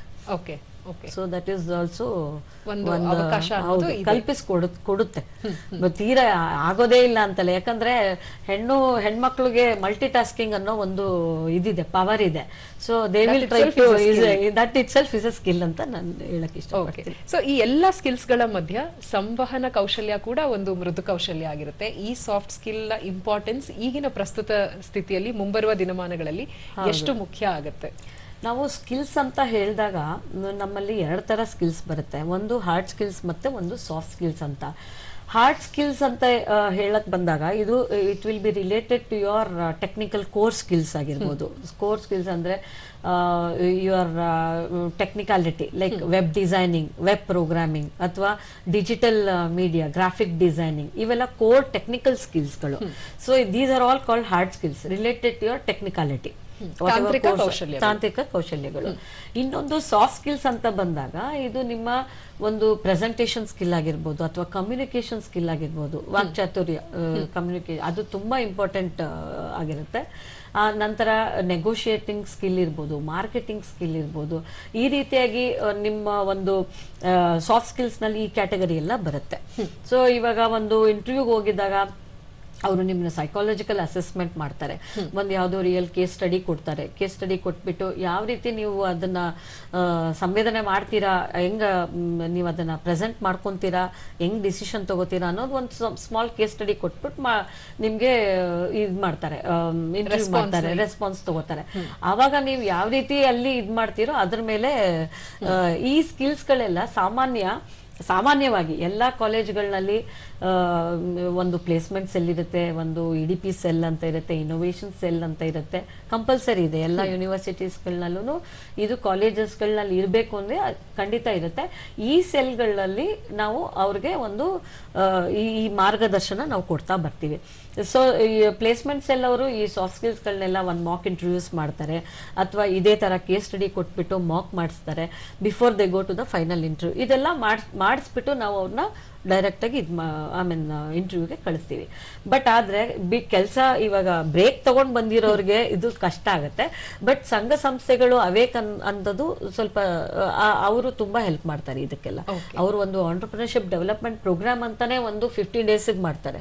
So ಅಲ್ಲೇ ಎಲ್ಲ ಯಾವ ರೀತಿ ಇದ್ರ ತರ ಹೆಂಗ್ ನೋಡ್ಬೇಕು, ಪ್ರಾಜೆಕ್ಟ್ ಪ್ರಿಪರೇಷನ್ ಯಾವ ರೀತಿ ಅಪ್ಲೈ ಮಾಡ್ಬೇಕು, ನೀವು ಪ್ರಾಡಕ್ಟ್ ಸೆಲೆಕ್ಷನ್ ಹೆಂಗ್ ಮಾಡ್ಬೇಕು ಅನ್ನೋದನ್ನೆಲ್ಲ, ಮಾರುಕಟ್ಟೆಯಲ್ಲಿ ಯಾವುದು ಹೆಚ್ಚಾಗಿ ನಡೀತಿದೆ, ಹೇಗೆ ನಾವು ಅದನ್ನ ಆಯ್ಕೆ ಮಾಡ್ಕೊಳ್ಬೇಕು ಅನ್ನೋದ್ರಿಂದ ಹಿಡಿದು ಎಂಡ್ ಟು ಎಂಡ್ ಸೊಲ್ಯೂಷನ್ಸ್ ನ ಕೊಡ್ತಾರೆ. ಸೊ ಅಲ್ಲಿ ಕೂಡ ಸಾಕಷ್ಟು ಅವಕಾಶಗಳಿದೆ. ಯಾರಾದ್ರೂ ಮಧ್ಯದಲ್ಲಿ ಬಿಟ್ಟು ಮತ್ತೆ ಜೀವನವನ್ನ ಪುನರ್ ಆರಂಭ ಮಾಡಬೇಕು, ಅದಕ್ಕೆ ಹೊಸದೊಂದು ಆಯಾಮ ಕೊಡಬೇಕು, ಸ್ವಾವಲಂಬನೆಯತ್ತ ದಾಪುಗಾಲಿಡಬೇಕು ಅಂದ್ರೆ ಅದಕ್ಕೂ ಕೂಡ ಅವಕಾಶಗಳು ಇದೆ. ಅವೇಕ್ ಅನ್ನುವಂತಹ ಸಾಕಷ್ಟು ಸಂಸ್ಥೆಗಳು ಕೂಡ ಇದೆ. ನೀವು ಇದರೊಂದಿಗೆ ಕೈ ಜೋಡಿಸಬಹುದಾಗಿದೆ. ಇನ್ನ ಮೂಲಭೂತವಾಗಿ ಯಾವುದೇ ಒಂದು ಇಂಟರ್ವ್ಯೂ ಮಾಡಿದ್ರು, ಎಲ್ಲೇ ಒಂದು ಕೆಲಸಗಳಿಗೆ ನಾವು ಹೋದ್ರು ಈ ಕೌಶಲ್ಯಗಳನ್ನ ಯಾಕೆ ಗಮನಿಸ್ತಾರೆ ಅಂದ್ರೆ ಯಾವ ಮಾನದಂಡದ ಮೇಲೆ ಇದನ್ನ ಅಳೆಯಲಾಗುತ್ತೆ? ಭಾವನಾತ್ಮಕವಾದಂತಹ ಬುದ್ಧಿಮತ್ತೆಗ, ಇಂಡಸ್ಟ್ರಿ ಕಡೆ ಇರಬಹುದು ಅಥವಾ ಸರ್ವಿಸಸ್ ಕಡೆ ಇರಬಹುದು, ಈ 2 ಸೆಕ್ಟರ್ ಅಲ್ಲಿ ಏನನ್ನ ಅವರು ಗಮನಿಸ್ತಾರೆ? ಹೌದು, ಆಕ್ಚುಲಿ ಮುಂಚೆ ಏನ್ ಮಾಡ್ತಾ ಇದ್ರು ಅಂತಂದ್ರೆ, ಒಂದು around 8 years back or 10 years back interview ಮಾಡಿ ತಗೊಂಡ್ಬಿಡ್ತಿದ್ರು ಮಕ್ಕಳನ್ನ. ಆಮೇಲಿಂದ ಇಂಟರ್ನ್ಶಿಪ್ ಪ್ರೋಗ್ರಾಮ್ಸ್ ಅಂತ ಕೊಟ್ಕೊಂಡು ಟ್ರೈನಿಂಗ್ ಪೀರಿಯಡ್ ಅಂತ ಹೇಳಿ 3 ಮಂತ್ಸ್ ಅವ್ರು ಏನು ಯಾವ ಒಂದು ಡಿವಿಷನಲ್ ಕೆಲಸ ಮಾಡ್ತಿದಾರೋ ಅದ್ರ ಮೇಲೆ ಟ್ರೈನಿಂಗ್ ಅಂತ ಕೊಟ್ಬಿಟ್ಟು final recruitment process would begin. But ಇವಾಗ ಏನ್ ಮಾಡ್ತಿದ್ದಾರೆ, ಇವಾಗ if they do like that ಅವ್ರಿಗೆ ಒಂದು ಕಾಸ್ಟ್ ಬೀಳುತ್ತೆ, ಇಂಟರ್ನ್ಶಿಪ್ ಕಾಸ್ಟ್ ಅಥವಾ ಟ್ರೈನಿಂಗ್ ಕಾಸ್ಟ್ ಅಂತ ಬೀಳುತ್ತೆ. ಸೊ ಇಂಡಸ್ಟ್ರೀಸ್ಗಳು ತುಂಬಾ ಬುದ್ಧಿವಂತರಾಗಿ ಹೋಗಿದ್ದಾರೆ, ನಾವು ಟ್ರೈನಿಂಗ್ ಕಾಸ್ಟ್ ಕಟ್ ಡೌನ್ ಮಾಡ್ತೀವಿ. ಸೊ ಕಟ್ ಡೌನ್ ಮಾಡಿ ನೀವು ಎಲ್ಲಾ ನಿಮ್ಮ ಕಾಲೇಜ್ ವತಿಯಿಂದನೇ ಎಲ್ಲಾ ಸ್ಕಿಲ್ಸ್ ನ ತಗೊಂಡ್ ಬರ್ಬೇಕು ಅನ್ನೋ ಒಂದು ಮನದಟ್ಟು ಮಾಡ್ಕೊಂಡು ಆ ರೀತಿ ಇದ್ ಮಾಡ್ತಾ ಇದ್ದಾರೆ. ಸ್ಕಿಲ್ಸ್ ಸನ್ನಿಧರಾಗಿ ಬರ್ಬೇಕು ಅದಕ್ಕೆ. ಸೊ ಈ ಟ್ರೈನಿಂಗ್ ಕೋರ್ಸ್ ಕಟ್ ಮಾಡಿರೋದ್ರಿಂದ ಎಲ್ಲಾ ಟ್ರೈನಿಂಗ್ ನೀವು ಕಾಲೇಜ್ ನಲ್ಲೇ ತಗೊಂಡು ಬಂದಿರ್ಬೇಕು. ಸೊ ಆಬ್ವಿಯಸ್ಲಿ ಇಲ್ಲೂ ಕೊಡ್ತಾರೆ, 1 ತಿಂಗಳು ಟ್ರೈನಿಂಗ್ ಅಂತ ಕೊಡ್ತಾರೆ, but it will not be ಆವಾಗ ಕೊಡ್ತಿರೋ ತರ ಇರಲ್ಲ. ಸೊ ಹಂಗಾಗಿರೋದ್ರಿಂದ skills training is very much very important for the students. ಅಂದ್ರೆ ಈಗ 3 ವರ್ಷ ಪದವಿ ಶಿಕ್ಷಣ ಇದೆ ಅಂತ ಹೇಳಿ 3ನೇ ವರ್ಷದವರೆಗೂ ನಾವು ಪ್ಲೇಸ್ಮೆಂಟ್ಸ್ ಎಲ್ಲ ಹತ್ರ ಹೋಗದೆ ಇದ್ರೆ ಅವ್ರಿಗೆ ನಮ್ಮ ನೀಡ್ಸ್ ನೆಸೆಸಿಟೀಸ್ ಗೊತ್ತಾಗಲ್ಲ ಖಂಡಿತ. ಸೊ ಮೊದಲನೇ ವರ್ಷದಿಂದನೇ ಪ್ಲೇಸ್ಮೆಂಟ್ ಸೆಲ್ ಜೊತೆಗೆ ನಾವು ಸಂಪರ್ಕದಲ್ಲಿ ಇರಬೇಕು. ಹೌದೌದು. ಓಕೆ. ಸೊ ಬಿಕಾಸ್ ಇವಾಗ ಪ್ಲೇಸ್ಮೆಂಟ್ ಸೆಲ್ ಅವ್ರು ಏನ್ ಮಾಡಿರ್ತಾರೆ ಅಂದ್ರೆ ಕೆಲವು ಇಂಡಸ್ಟ್ರೀಸ್ ಗಳನ್ನೆಲ್ಲ ಅವರು ಒಂದು ಲೈನ್ ಅಪ್ ಮಾಡಿರ್ತಾರೆ, ಮ್ಯಾಪ್ ಮಾಡ್ಕೋತಾರೆ, ಇಂಥ ಮಗು ಇಂಥ ಒಂದು ಕ್ಯಾಲಿಬರ್ ಇದೆ ಇಂತ, ಯಾಕಂದ್ರೆ 5 ಬೆರಳು ಸಮ ಇರಲ್ಲ. ಸೊ ನಾವು ಮ್ಯಾಪ್ ಮಾಡ್ಕೊಂತೀವಿ ಸ್ಟೂಡೆಂಟ್ಸ್ಗೆ ಈ ತರ ಕೆಪಬಿಲಿಟೀಸ್ ಇದೆ. ಸೊ ತುಂಬಾ ಏನು ಡಿಜಿಟಲ್ ಮಾರ್ಕೆಟಿಂಗ್ ಮೇಲೆ ತುಂಬಾ ಚೆನ್ನಾಗಿ ಇರ್ತಾನೆ, ಅಥವಾ ಇ ಕಾಮರ್ಸ್ ಸೈಟ್ಸ್ ನಲ್ಲಿ ತುಂಬಾ ಪರಿಣಿತ ಇರ್ತಾನೆ, ಅಥವಾ ಇನ್ನೊಬ್ಬ ಫ್ರಂಟ್ ಅಂಡ್ ಡೆವಲಪಿಂಗ್ ನಲ್ಲಿ ತುಂಬಾ ಚೆನ್ನಾಗಿದ್ದಾನೆ. ಸೊ ನಾವು ಇಂಡಸ್ಟ್ರೀಸ್ಗಳನ್ನ ಏನ್ ಮಾಡ್ಕೊಂತೀವಿ ಅಂದ್ರೆ ಆ ಕಂಪ್ನೀಸ್ಗಳನ್ನ ಇಟ್ಕೊಂಡು ಇವ್ ಮಕ್ಕಳು ಯಾವ್ದೂರಲ್ಲಿ ಸ್ಕಿಲ್ ತುಂಬಾ ಚೆನ್ನಾಗಿರ್ತಾರೆ, ಒಬ್ಬೊಬ್ರು ಏನೂ ಇರೋದಿಲ್ಲ ಅಂತಂದ್ರೆ ಅದು ಬೇರೆ ಕ್ಯಾಟಗರಿಗೆ ಬರುತ್ತೆ. ಬಟ್ ಕೆಲವು ಸ್ಕಿಲ್ಸ್ಗಳನ್ನ ಮ್ಯಾಪ್ ಮಾಡ್ಕೊಂತೀವಿ ಕಂಪನೀಸ್ ಜೊತೆ, ಮ್ಯಾಪ್ ಮಾಡ್ಕೊಂಡು ಇಂಟರ್ವ್ಯೂಸ್ಗಳನ್ನ ಕಂಡಕ್ಟ್ ಮಾಡಿ ಅವ್ರನ್ನ ಪ್ಲೇಸ್ ಮಾಡ್ತೀವಿ. This is the work of the placement. So they do give the training and at the same time do the placement. So they will be totally employment ready, skill ready by the time they enter. ನಾನು ಮುಂಚೆನೆ ಹೇಳಿದೆ, ಇವಾಗ ಒಂದ್ ಮಗು ಆಚೆ ಬರ್ತಾ ಇದೆ course ಮುಗಿಸ್ಕೊಂಡು ಅಂತಂದ್ರೆ ಇದರ್ 3 ಥಿಂಗ್ಸ್ ಕ್ಯಾನ್ ಹ್ಯಾಪನ್. ಒಂದು ಎಂಪ್ಲಾಯ್ಮೆಂಟ್ ಆಗಿರ್ಬೋದು, ಈ might go for an employment ಅಂದ್ರೆ ಕೆಲ್ಸಕ್ಕೆ ಹೋಗ್ಬೋದು, ಅಥವಾ ಹೈಯರ್ ಎಜುಕೇಶನ್ಗೆ ಹೋಗ್ಬೋದು, ಅಥವಾ ಆಂಟರ್ಪ್ರಿನರ್ಶಿಪ್ಗೆ ಹೋಗ್ಬೋದು ಅಂತ. ಈ 3 ಕ್ಯಾಟಗರಿ ಆಫ್ ಪೀಪಲ್ ಬರ್ತಾರೆ ಆಚೆ ಕಡೆ. ಸೊ ಎಂಪ್ಲಾಯ್ಮೆಂಟ್ಗೆ ಹೋಗೋರು like if they have financial problems, ನಾನು ಬೇಡಪ್ಪ ನಾನು ಸಾಕು ಓದೋದಿಷ್ಟೇ, ನಾನು ಮುಂದಕ್ಕೆ ಕೆಲಸ ಮಾಡಬೇಕು ಅಂದಾಗ ಅವರು it is a must that these skills are very important. So nobody will hire ಸುಮ್ಮನೆ ಬಾಪ ಕೆಲಸ ಕೊಡ್ತೀನಿ ಅಂತ ಇಲ್ಲ. So there will be some rounds of interview. As I told you, rounds of interview ಅಂತ ಬಂದಾಗ ಈ ಸ್ಕಿಲ್ಸ್ ಎಷ್ಟು ಇಂಪಾರ್ಟೆಂಟ್ ಆಗುತ್ತೆ ಅಂದ್ರೆ 3 ಲೆವೆಲ್ಸ್ ಆಫ್ ಇಂಟರ್ವ್ಯೂ ನಡೀತೆ. ಫಸ್ಟ್ ರಿಟರ್ನ್ ಟೆಸ್ಟ್ ನಲ್ಲಿ ಹೆಂಗೋ ಪಾಸ್ ಆಗ್ಬಿಡ್ತಾರೆ. 2ನೇ ಲೆವೆಲ್ ಟೆಕ್ನಿಕಲ್ ರೌಂಡ್ ಇರುತ್ತೆ, ಅದನ್ನಲ್ಲೂ because they would have learn ಅದನ್ನಲ್ಲೂ ಪಾಸ್ ಆಗ್ತಾರೆ. ಬಟ್ 3ನೇ ಲೆವೆಲ್ HR ರೌಂಡ್ ಅಂತ ಬಂದಾಗ where communication skill plays a very important role. ಮಕ್ಕಳು ಐ ಟು ಐ ಕಾಂಟ್ಯಾಕ್ಟ್ ಇಟ್ಕೊಂಡೇ ಮಾತಾಡಲ್ಲ, ಸಿಂಪಲ್ ಆಗಿ ಕೇಳ್ತಾರೆ ಅವರು. ಟೆಲ್ ಅಬೌಟ್ ಯುವರ್ ಸೆಲ್ಫ್ ಅಂತ, ನಿನ್ ಬಗ್ಗೆ ನೀನೇ ಹೇಳು ಅಂತ ಹೇಳಿದ್ರೆ ಹೆಸರು ಹೇಳ್ತಾರೆ. It is not that they don't know, they become blank when they sit in front of the HR. So ಈ ರೌಂಡ್ಸ್ ಗಳನ್ನ ನಾವು ಅಲ್ಲಿ ಆ ಒಂದು ಸಾಫ್ಟ್ ಸ್ಕಿಲ್ಸ್ ನಲ್ಲಿ ಹೇಳ್ಕೊಡ್ಲೇಬೇಕಾಗ್ತದೆ. ಸೊ ಹಂಗಾದಾಗ ಮಾತ್ರ ಮುಂದಕ್ಕೆ ಇದ್ ಮಾಡೋದು. ನೆಕ್ಸ್ಟ್ ಹೈಯರ್ ಎಜುಕೇಶನ್ ಅಂತ ಅಂದಾಗ ಇದು for higher career growth, higher you know ಆಪರ್ಚುನಿಟೀಸ್ಗೆ ಹೈಯರ್ ಎಜುಕೇಶನ್ಗೆ ಹೋಗ್ತಾರೆ. ಈ ಲೆವೆಲ್ ಅವ್ರಿಗೂ ಮಾಸ್ಟರ್ಸ್ ಮಾಡಿದ್ಮೇಲೆ ಬೇರೆ ತರ ಲೆವೆಲ್ ಆಫ್ ಸ್ಕಿಲ್ಸ್ಗಳು ಬೇಕಾಗುತ್ತೆ, ಅಡ್ವಾನ್ಸ್ಡ್ ಸ್ಕಿಲ್ಸ್ ಬೇಕಾಗುತ್ತೆ. ಆಂಟರ್ಪ್ರಿನರ್ಶಿಪ್ ಅಂದಾಗ ಇದಕ್ಕೆ ತುಂಬಾ ಯುನೋ ಎಷ್ಟು ನಾನು ಹೇಳಿದ್ನಲ್ಲ ಮಿನಿಸ್ಟ್ರಿನೇ ಇದೆ ನಮ್ಗೆ, ಸ್ಕಿಲ್ ಡೆವಲಪ್ಮೆಂಟ್ ಅಂಡ್ ಆಂಟರ್ಪ್ರಿನರ್ಶಿಪ್ ಇದು ಸಚಿವಾಲಯನೇ ಇದೆ. ಸೊ ಹಂಗಾಗಿ ಅಲ್ಲೂ ತುಂಬಾ ಸ್ಕೀಮ್ಸ್ಗಳು, PMKVI ಅಂತ, ಸ್ಟ್ಯಾಂಡ್ ಅಪ್ ಇಂಡಿಯಾ, ಸ್ಟೆಪ್ ಪ್ರೋಗ್ರಾಮ್ಸ್ಗಳು, ನಬಾರ್ಡ್ ಅಂತ ಇದೆ, KSIDC ಅವರು ಹೆಲ್ಪ್ ಮಾಡ್ತಾರೆ, KDB ಅಂದ್ರೆ ಇಂಡಸ್ಟ್ರಿಯಲ್ ಶೆಡ್ಸ್ಗಳು ತಗೊಳಕ್ ಹೆಲ್ಪ್ ಮಾಡ್ತಾರೆ, KSFC ಇದೆ, state financial corporation, where they will help them to get loans. So ಈ ರೀತಿಯಾಗಿ ಹೆಣ್ಮಕ್ಳಿಗಂತೂ ತುಂಬಾನೇ ಸಬಲೀಕರಣ ಇಲ್ಲೇ ಸ್ಟಾರ್ಟ್ ಆಗುತ್ತೆ. ಬಿಕಾಸ್ ಆಂಟರ್ಪ್ರಿನರ್ಶಿಪ್ ಸ್ವಉದ್ಯೋಗ ಮಾಡ್ಕೊಂಡ್ರೆ ಇವಾಗ ನಾವೆಲ್ಲಿ ಬೇರೆಯವ್ರ ಹತ್ರ ಎಲ್ಲಿ ಕೆಲಸ ಮಾಡೋದು, ನೀವೇ 4 ಜನಕ್ಕೆ ನೀವು ಉದ್ಯೋಗ ಕಲ್ಪಿಸ್ಕೊಂಡು 4 ಜನಕ್ಕೆ ಸಹಾಯ ಮಾಡೋದೇ ಒಂದು. ಈಗ ಯಾರ ಮನೆಯಲ್ಲಿ ಕೆಲ್ಸಕ್ಕೆ ಹೋಗ್ಬೇಡ ಅಂದ್ರೆ ಮನೆಯಲ್ಲೇ ಸ್ಟಾರ್ಟ್ ಮಾಡ್ಕೊಂಡ್ಬಿಟ್ಟಿರ್ತಾರೆ ಹೆಣ್ಮಕ್ಳು. ಸೊ ಇದಕ್ಕೆ ತುಂಬಾ ಸಹಾಯ ಮಾಡುತ್ತೆ. ಮುದ್ರಾ ಲೋನ್ಸ್ ಎಲ್ಲ ತುಂಬಾ ಜನ ತಗೊಂಡಿದ್ದಾರೆ. ನಮ್ಮ ಅವೇಕ್ ನಲ್ಲಿ ಎವ್ರಿ ಥರ್ಸ್ಡೇ ಒಂದು ಕೌನ್ಸಿಲಿಂಗ್ ಪ್ರೋಗ್ರಾಮ್ಸ್ ಅಂತ ಮಾಡ್ತೀವಿ.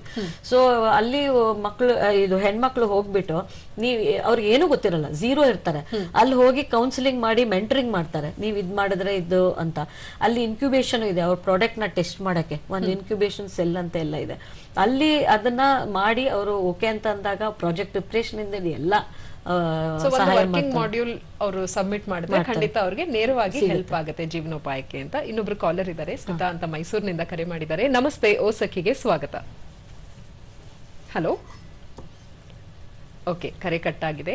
ಸೊ ಸಾಕಷ್ಟು ಅವಕಾಶಗಳು ಪ್ರತಿ ಒಂದು ಆಯಾಮದಲ್ಲಿ ಹೆಂಗಳೆಯರಿಗೆ, ಮಾನಿನಿಯರಿಗೆ, ಗೃಹಿಣಿಯರಿಗೆ, ಯಾವುದೇ ಒಂದು ಏಜ್ ಗ್ರೂಪ್ ಆಗಿರಬಹುದು, ಏನಾದ್ರೂ ಮಾಡಬೇಕು, ಜೀವನದಲ್ಲಿ ಏನಾದ್ರೂ ಸಾಧಿಸಬೇಕು, ಸಶಕ್ತರಾಗಬೇಕು, ಸಮರ್ಥರಾಗಬೇಕು ಅಂದ್ರೆ ಖಂಡಿತ ಅವಕಾಶಗಳು ಅನ್ನೋದಿದೆ. ಇದಕ್ಕೆ ಯಾವುದೇ ಕೊರತೆ ಇಲ್ಲ. ಅದಕ್ಕೆ ಸೂಕ್ತವಾದಂತಹ ಒಂದು ವೇದಿಕೆ ನೀಡ್ತಾ ಇದೆ ನಮ್ಮ ಒಂದು, ಅದಕ್ಕೆ ಅಂತ ಕೇಂದ್ರ ಸಚಿವಾಲಯವೇ ಇದೆ, ಕೌಶಲ್ಯಾಭಿವೃದ್ಧಿ ಹಾಗೂ ಉದ್ಯಮಶೀಲತೆ ಸಚಿವಾಲಯ ಅಂತ ಕೇಂದ್ರ ಸರ್ಕಾರದ್ದಾದ್ರೆ, ಇನ್ನು ರಾಜ್ಯ ಸರ್ಕಾರದ್ದು ಕೂಡ ಇದೆ, ಕೌಶಲ್ಯಾಭಿವೃದ್ಧಿ, ಉದ್ಯಮಶೀಲತೆ ಹಾಗೂ ಜೀವನೋಪಾಯ ಇಲಾಖೆ ಅಂತ ರಾಜ್ಯ ಸರ್ಕಾರದ ಕೆಲವಾರು ಸ್ಕೀಮ್ಸ್ಗಳು ಕೂಡ ಇದೆ. ಖಂಡಿತ.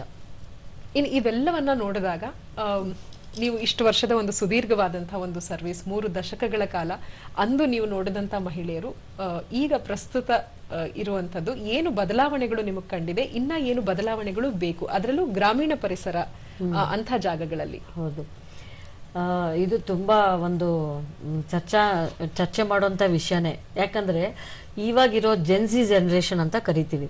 ನಮ್ಮ ಹಳೆ ಕಾಲದ್ದು ಆ ಮೈಂಡ್ ಸೆಟ್, ಆ ಒಂದು ಇದು ಇವಾಗ ಮಕ್ಕಳಿಗಿಲ್ಲ, ಕಡಿಮೆ ಇದೆ. ಬಟ್ ಏನಪ್ಪಾ ಅಂತಂದ್ರೆ ದೇ ಆರ್ ನಾಟ್, ತಂದೆ ತಾಯಿ ಹೇಳಿರೋದನ್ನ ಕೇಳಲ್ಲ, ಅದನ್ನ ಟೆಸ್ಟ್ ಮಾಡಿ ಮಾಡಿ ಮಾಡಿ ಆಮೇಲೆ ಅವರು ಕನ್ಕ್ಲೂಷನ್ ಬರ್ತಿದ್ದಾರೆ. ಬ್ಲೈಂಡ್ಲಿ ಅವ್ರು ಯಾವ ಕೋರ್ಸ್ ಆಗ್ಲಿ ಅಥವಾ ಇನ್ನೇನಾದ್ರು ತಗೊಳೋದಕ್ಕೆ ಹೋಗೋದಿಲ್ಲ, ಅಥವಾ ಹೇಳಿದ ತರ ಮಾಡಲ್ಲ ಅವರು. ಅದನ್ನ ಇವಾಗ ನಮ್ಮ ಮೀಡಿಯಾ ಇರೋದ್ರಿಂದ, ಸೋಷಿಯಲ್ ಮೀಡಿಯಾ ಎಲ್ಲ ಇರೋದ್ರಿಂದ ದೇ ಕೀಪ್ ಗೂಗಲ್ ಮಾಡ್ತಾರೆ, ಚಾಟ್ GPT ಮಾಡ್ತಾರೆ, ಅದೆಲ್ಲ ಮಾಡಿ ಹತ್ತು ಕಡೆಯಿಂದ ಉತ್ತರ ಪಡ್ಕೊಂಡ್ ಬಿಡ್ತಾರೆ. ಸೊ ಅಂದ್ರೆ ಅವ್ರಿಗೆ ಲಾಟ್ ಆಫ್ ಕ್ವಶನ್ಸ್ ಇರುತ್ತೆ, ಇನ್ಕ್ವಿಸಿಟಿವ್ನೆಸ್ ಇರುತ್ತೆ ಕೇಳೋದಿಕ್ಕೆ. ಸೊ ಇಲ್ಲೇನಾಗತ್ತೆ ಅಂತಂದ್ರೆ ಎರರ್ಸ್ ಆಗಲ್ಲ, ಅಂದ್ರೆ ಅವ್ರು ಏನ್ ಬೇಕೋ ಅದನ್ನ ಸಾಧಿಸ್ಕೋತಾರೆ. ಅದು ಇವಾಗ ಇರೋಂಥ ಜನರೇಷನ್ಸ್ಗಳು. ನಮ್ಮ ರೂರಲ್ ಮತ್ತೆ ಅರ್ಬನ್ ಅಂತ ಹೇಳಿದಾಗ, ರೂರಲ್ ಕಡೆ, ಅರ್ಬನ್ ನಲ್ಲಿ ಅಂದ್ರೆ ನಮ್ಮ ಅರ್ಬನ್ ಏರಿಯಾಸ್ಗಳಲ್ಲಿ ಹೆಣ್ಮಕ್ಳು ತುಂಬಾ ಫಾಸ್ಟ್ ಆಗೇನೆ ಇದ್ದಾರೆ with respect to everything. But rural ಕಡೆ ಇನ್ನೂ ಏನಾಗ್ತಾ ಇದೆ, ಅದು ಸಾಕಾಗ್ತಾ ಇಲ್ಲ. ಅವ್ರಿಗೆ ಇನ್ನೂ ಅವೇರ್ನೆಸ್ ಕೊಡ್ಬೇಕು ಅಂತ ನನ್ನ ಅನಿಸಿಕೆ. ಅವೇರ್ನೆಸ್ ಕೊಡ್ಬೇಕು ನಾವು, ಇಂತಿಂತದಿದೆ, ಈ ರೀತಿಯಾಗಿ ನೀವು ಹೋದ್ರೆ ನಿಮ್ಮ ಒಂದು ಕೆರಿಯರ್ ಡೆವಲಪ್ ಆಗತ್ತೆ ಅನ್ನೋದು ಅವೇರ್ನೆಸ್ ಪ್ರೋಗ್ರಾಮ್ ತುಂಬಾ ಮಾಡಬೇಕಾಗಿದೆ. ಸೊ ಅದ್ ಮಾಡಿದ್ರೆ ಅವ್ರಿಗೂ ನಾವು ಮುಟ್ಟಬಲ್ಲೆವು ನಾವು. ಓಕೆ, ಸೊ ಅದು ಇನ್ನ ಬಾಕಿ ಇದೆ, ಶೀಘ್ರಗತಿಯಲ್ಲಿ ಅದನ್ನು ಕೂಡ ಮಾಡಬಹುದು. ಆಯಾ ಜಿಲ್ಲಾವಾರು ಇಲ್ಲ ಆ ಒಂದು ಗ್ರಾಮೀಣ ಪರಿಸರದ ಯಾವುದೇ ಭಾಗ ಇದ್ರು, ಯಾವುದೇ ಹಳ್ಳಿ ಪರಿಸರ ಇದ್ರು, ಅಲ್ಲಿ ಇಂತಿಂತ ಕೋರ್ಸ್ಗಳಿಗೆ ಇಂತಿಂತ ಒಂದು ಕೌಶಲ್ಯಗಳನ್ನ ಆಡ್ ಮಾಡ್ಕೊಂಡ್ರೆ ನಿಮ್ಮ ಜೀವನ ಇನ್ನಷ್ಟು ಸುಖಮಯವಾಗುತ್ತೆ. ಹಳ್ಳಿಯಲ್ಲೇ ಇದ್ರು, ಗ್ರಾಮೀಣ ಭಾಗದಲ್ಲೇ ಇದ್ರು, ಅವರಿಗೆ ಜೀವನದ ಒಂದು ವ್ಯವಸ್ಥೆ ಅನ್ನೋದು ಅಚ್ಚುಕಟ್ಟಾಗಿ ಆಗತ್ತೆ. ಯಾಕಂದ್ರೆ ಆ ಭಾಗದಲ್ಲಿ ಸಾಕಷ್ಟು ಉತ್ತಮವಾದದನ್ನ ಬೆಳೀತಾರೆ, ಅವರ ಚಿಂತನೆಗಳು ಚೆನ್ನಾಗಿರುತ್ತೆ, ಅಲ್ಲಿ ಸಹಾಯ ಕೂಡ ಸಾಕಷ್ಟು ಮಟ್ಟಿಗೆ ಎಲ್ಲರೂ ಕೊಡ್ತಾರೆ. ಇಲ್ಲಿಗಿಂತ ಹೆಚ್ಚು ಒಗ್ಗಟ್ಟಿನ ಒಂದು ಕೌಶಲ್ಯವನ್ನ ನಾವು ನೋಡಿರ್ತೀವಿ, ಹೆಣ್ಣು ಮಕ್ಕಳೆಲ್ಲರೂ ಸೇರ್ತಾರೆ. ಸೊ ಆ ಕೌಶಲ್ಯವನ್ನ ಅವರು ಉಪಯೋಗಿಸ್ಕೊಳ್ಬಹುದು. ಅಲ್ಲಿ ತುಂಬಾ ಒಂದು ಸೆಲ್ಫ್ ಹೆಲ್ಪ್ ಗ್ರೂಪ್ಸ್ ಅನ್ನೋದು ಸುಮಾರು 30 ದಶಕಗಳಿಂದನೂ ಇದೆ. ಎಲ್ಲಾ ಒಂದು ಕಡೆ ಈ ಸೆಲ್ಫ್ ಹೆಲ್ಪ್ ಗ್ರೂಪ್ಸ್ ಅಂತ ಮಾಡ್ತಾ ಇದ್ದಾರೆ. ಇದು ಅವರೇ ಸ್ವಯ ಉದ್ಯೋಗ. ಸಾಮಾನ್ಯವಾಗಿ ರೂರಲ್ ಕಡೆಯವರು ಅವ್ರ ಮೈಂಡ್ ಸೆಟ್ ಕಂಪ್ಲೀಟ್ ಆಗಿ ಡಿಫ್ರೆಂಟ್ ಇರುತ್ತೆ. ಹೆಣ್ಮಕ್ಳು ಅಂತ ಬಂದಾಗ ಆಯ್ತಪ್ಪ, ಒಂದು 12th PUC ಮಾಡಿಸಿದೀವಿ, ಮದುವೆ ಮಾಡಿ ಕಳ್ಸೋಣ, ಅಥವಾ ಏನೋ ಒಂದು ಡಿಗ್ರಿ ಮಾಡ್ಕೊಂಡ್ ಮುಂದಕ್ಕೆ ಹೆಚ್ಚಾಗಿ ನೋಡ್ತಾರೆ. Safety, S, exactly. ಸೊ ಆ ಒಂದು ಮೈಂಡ್ ಸೆಟ್ ಅವರಲ್ಲಿ ಇರುತ್ತೆ. ಸೊ ಇದನ್ನ ನಾವು ಆ ಬ್ಯಾರಿಯರ್ ನ ಬ್ರೇಕ್ ಮಾಡ್ಬೇಕು. ಸೊ ಬಟ್ ನಮ್ ಸೊಸೈಟಿ ಹೆಂಗಿದೆಪ್ಪ ಅಂತಂದ್ರೆ ಅದು ಬ್ರೇಕ್ ಮಾಡಕ್ ಪ್ರಯತ್ನ ಪಡ್ತಾ ಇದೀವಿ. ಅದು ಪೆಟ್ರೋಟಲ್ ಸೊಸೈಟಿ ನಮ್ದು. ಸೊ ತುಂಬಾ ಇನ್ನೂ ಟೈಮ್ ತಗೊಳುತ್ತೆ. ಸೊ ಅವಾಗ ಏನಾಗುತ್ತೆ, ಸ್ವಯ ಉದ್ಯೋಗ ಅಲ್ಲಿ ಎತ್ತುತ್ತೆ. ಈಗ ಅದೇ ಹೇಳಿದ್ನಲ್ಲ, ಸೆಲ್ಫ್ ಹೆಲ್ಪ್ ಗ್ರೂಪ್ಸ್ ಗಳು ಅಲ್ಲಿ ಹೋಗಿ ನೀವೇನ್ ಮಾಡ್ಬೋದು, ನಾವು ಒಂದು ಮೈಕ್ರೋ ಫಿನಾನ್ಸ್ ಅಥವಾ ಇನ್ನೊಂದ್ ಏನೋ ಒಂದ್ ಮಾಡ್ಕೊಂಡು, ನೀವ್ ಹೇಳಿದಲ್ಲ ಸಂಘಗಳ ತರ ಮಾಡ್ಕೊಂಡು ಖಂಡಿತ ಆಗುತ್ತೆ. ನಮಸ್ತೆ, ಓ ಸಖಿಗೆ ಸ್ವಾಗತ. ಹಲೋ, ನಮಸ್ತೆ ಮೇಡಮ್. ನಮ್ಮ ಮಗಳು BE ಕಂಪ್ಯೂಟರ್ ಸೈನ್ಸ್ ಮಾಡಿದ್ದಾಳೆ. ನಾವು ಏನ್ ಮಾಡ್ಬೋದು ಮಗಳಿಗೆ ಮುಂದೆ ಅನ್ನೋದು ನಮ್ಗೆ ಗೊತ್ತಾಗ್ತಾ ಇಲ್ಲ ಮೇಡಮ್. ಓಕೆ ಓಕೆ, ಅವರ ಆಸಕ್ತಿ ಏನಿದೆ? ಅವರ ಆಸಕ್ತಿ ಏನಿದೆ? ನಮ್ಗೆ ಅವ್ರಿಗೆ ಸ್ವಲ್ಪ ಜಾಬ್ಗೆ ಕಳ್ಸಕ್ಕೆ ಆಸಕ್ತಿ ಇದೆ ಮೇಡಮ್. ಜಾಬ್ಗೆ ಹೋಗ್ಬೇಕು ಅಂತನಾ? ಹೌದು ಮೇಡಮ್. ಓಕೆ, ಕಂಪ್ಯೂಟರ್ ಸೈನ್ಸ್ ತಗೊಂಡಿದ್ದಾರೆ. ಇದು ಎಂಪ್ಲಾಯಬಿಲಿಟಿ ಆಗಿ ಕನ್ವರ್ಟ್ ಆಗ್ಬೇಕಂದ್ರೆ ಅವ್ರು ಏನು ಕಲಿಬೇಕು? ನಮಸ್ಕಾರ ಅಮ್ಮ. ಇವಾಗ ಕಂಪ್ಯೂಟರ್ ಸೈನ್ಸ್ ನಲ್ಲಿ ಬರೀ ಈಗ ಕಂಪ್ಯೂಟರ್ ಸೈನ್ಸ್ ನಲ್ಲೇ ತುಂಬಾ ಡಿವಿಷನ್ಸ್ ಗಳು ಬಂದಿದೆ. ಬರೀ ಬೇಸಿಕ್ ಕಂಪ್ಯೂಟರ್ ಸೈನ್ಸ್ ಅನ್ನ ತಗೊಂಡಿರೋದು ಮಗು? ಹಲೋ, ಈಗ ಕಂಪ್ಯೂಟರ್ ಸೈನ್ಸ್ ಆಗಿದೆ. ಓಕೆ, ಕಂಪ್ಯೂಟರ್ ಸೈನ್ಸ್ ನಲ್ಲೇ ಮೇಡಮ್ ಇವಾಗ ಮೆಷಿನ್ ಲರ್ನಿಂಗ್ ಅಂತ ಇದೆ, ಸೈಬರ್ ಸೆಕ್ಯೂರಿಟಿ ಅಂತ ಸ್ಪೆಷಲೈಸೇಷನ್ ಕೋರ್ಸಸ್ ಅಟ್ಯಾಚ್ ಆಗಿ ಬಂದಿದೆ. ಸೊ ಬರೀ ಬೇಸಿಕ್ ಕಂಪ್ಯೂಟರ್ ಸೈನ್ಸ್ ತಗೊಂಡ್ರೆ again additional skills R required. ಇವಾಗ ಎಂಜಿನಿಯರಿಂಗ್ ನಲ್ಲೇ ಬಿ ವಿತ್ AI ಅಂತ ಇದೆ, ಬಿ ವಿತ್ ಡಾಟಾ ಅನಾಲಿಟಿಕ್ಸ್ ಅಂತ ಕೆಲವು ಕೋರ್ಸ್ ಕೆಲವು ಕಾಲೇಜಸ್ ಗಳು ಅದನ್ನ ಕೊಡ್ತಾ ಇದ್ದಾರೆ. AI and robotics ಅಂತ ಅಂದ್ರೆ ಸ್ಪೆಸಿಫಿಕ್ ಆಗಿ ಕೊಡ್ತಾ ಇದ್ದಾರೆ. ಸೊ ಇವಾಗ ಇವರು ಜನರಲ್ ಕಂಪ್ಯೂಟರ್ ಸೈನ್ಸ್ ಮಾಡ್ಕೊಂಡ್ರೆ ಅವರು additional skills in par with companies ಅಥವಾ ಇಂಡಸ್ಟ್ರೀಸ್ ಮಾಡ್ಕೊಳ್ಳೇಬೇಕು before they go for the ಇದು ದಿ ಎಂಪ್ಲಾಯ್ಮೆಂಟ್. ಅಂದ್ರೆ ಕಂಪನಿ ನೋಡಿ ಇಂತ ಕಂಪನಿಗೆ ಸೇರ್ಬೇಕು ಅಂತ ಏನಾನ ಆ ಆಸಕ್ತಿ ನೋಡಿ ಆ ಕಂಪನಿಗೆ ಏನ್ ಬೇಕೋ ಅದನ್ನ ಕಲಿಬೇಕಾ, ಅಥವಾ ಈಗ ಸದ್ಯಕ್ಕೆ ಏನ್ ನಡೀತಿದೆ ಅದು ಆ ರೀತಿ ಮಾಡೋದು ತುಂಬಾ ಕಷ್ಟ ಆಗುತ್ತೆ ಆಕ್ಚುಲ್ ಆಗಿ. ಕಂಪನಿ ಸ್ಪೆಸಿಫಿಕ್ ಆಗಿ ನನ್ಗೆ ಆ ಕಂಪನಿಗೆ ಹೋಗ್ಬೇಕು ಅಂತಂದ್ರೆ ಆಬ್ವಿಯಸ್ಲಿ ಅದು ಮಗುದು ಒಂದು ಇದು. ಸೇ ಫಾರ್ ಎಕ್ಸಾಂಪಲ್ ಗೂಗಲ್ಗೆ ಸೇರ್ಬೇಕು ಅಂತಂದ್ರೆ ಅಲ್ಲಿ ಏನು ಒಂದು ರಿಕ್ವೈರ್ಮೆಂಟ್ ಇದೆ ಅದನ್ನ ಪೂರಕ ಮಾಡ್ಕೋಬೇಕು ಮಗು, ಆ ಸ್ಕಿಲ್ಸ್ ಗಳನ್ನೇ ಕಲ್ತ್ಕೋಬೇಕು. ಸೊ ಅದು ಸ್ಪೆಸಿಫಿಕ್ ಡ್ರಿವನ್ ಆಗುತ್ತೆ. ಸೊ ಅದು ಮಾಡ್ಕೋಬಹುದು. ಬಟ್ ಸಾಮಾನ್ಯವಾಗಿ ಮಕ್ಕಳು ಒಂದೇ ಕಂಪನಿ ಅಂತ ಹೋಗಲ್ಲ, 5-6 ಕಂಪನಿ ಅಂತ ಹೋಗ್ತಾರೆ. ಈಗಿನ ಮಕ್ಕಳು ಆಪ್ಷನ್ಸ್, ಕೆರಿಯರ್ ಆಪರ್ಚುನಿಟೀಸ್ ಜಾಸ್ತಿ ಇರೋದ್ರಿಂದ they will go for that number of companies. So get selected 2 to 3. ಕೆಲವು ಕಾಲೇಜಸ್ ಗಳು they will limit their company placements. Companies ಗಳು ಬರ್ತವೆ, they will limit only to 2 or 3 ಅಷ್ಟೇ. ನಿನ್ ಮುಕ್ಕಿದ್ದಕ್ಕೆ ಹೋಗ್ಬೇಕು, ಬಿಕಾಸ್ ಆಪರ್ಚುನಿಟೀಸ್ ಬೇರೆ ಮಕ್ಳಿಗೆ ಕೊಡಬೇಕು ಅಂದ್ಬಿಟ್ಟು ಸ್ಟಾಪ್ ಮಾಡ್ತಾರೆ.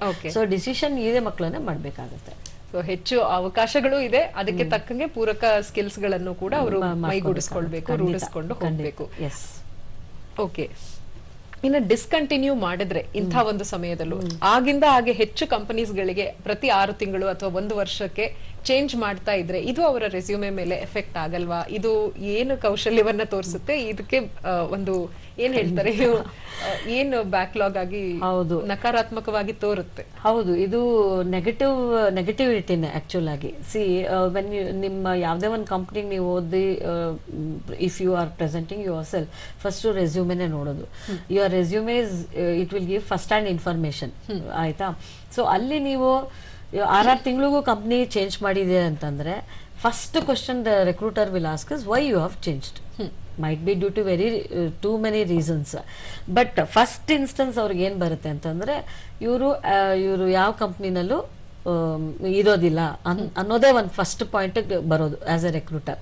ಸೊ ಅವಾಗ ಅವರು ಏನ್ ಮಾಡ್ತಾರೆ ಅಂತಂದ್ರೆ either they might reject the application or one salary point package anta irutte. They will ask them for a less salary package. Are you ready to work? Because they don't know whether that person is going to continue here also. But after all that there are if that is avrna recruit ಮಾಡ್ಕೊಂಡ್ಬಿಟ್ರೆ your company ಗೆ loss ಆಗಿಬಿಡುತ್ತೆ. Okay. So kashta adu very difficult in that case. They have to settle for a lower package. They'll say okay, we are not going to give this e package kodalla, ninage less package ಕೊಡ್ತೀವಿ. So ನಮ್ಮ resume ಬರೆಯೋದು ಕೂಡ ಒಂದು skill. ಹೌದು, ನಮ್ಮಲ್ಲಿ soft skill ನಲ್ಲಿ ಅದು ಒಂದಿದೆ. ರೆಸ್ಯೂಮ್ ರೈಟಿಂಗ್ ಇಸ್ ಆಲ್ಸೋ ಒಂದು ಸ್ಕಿಲ್.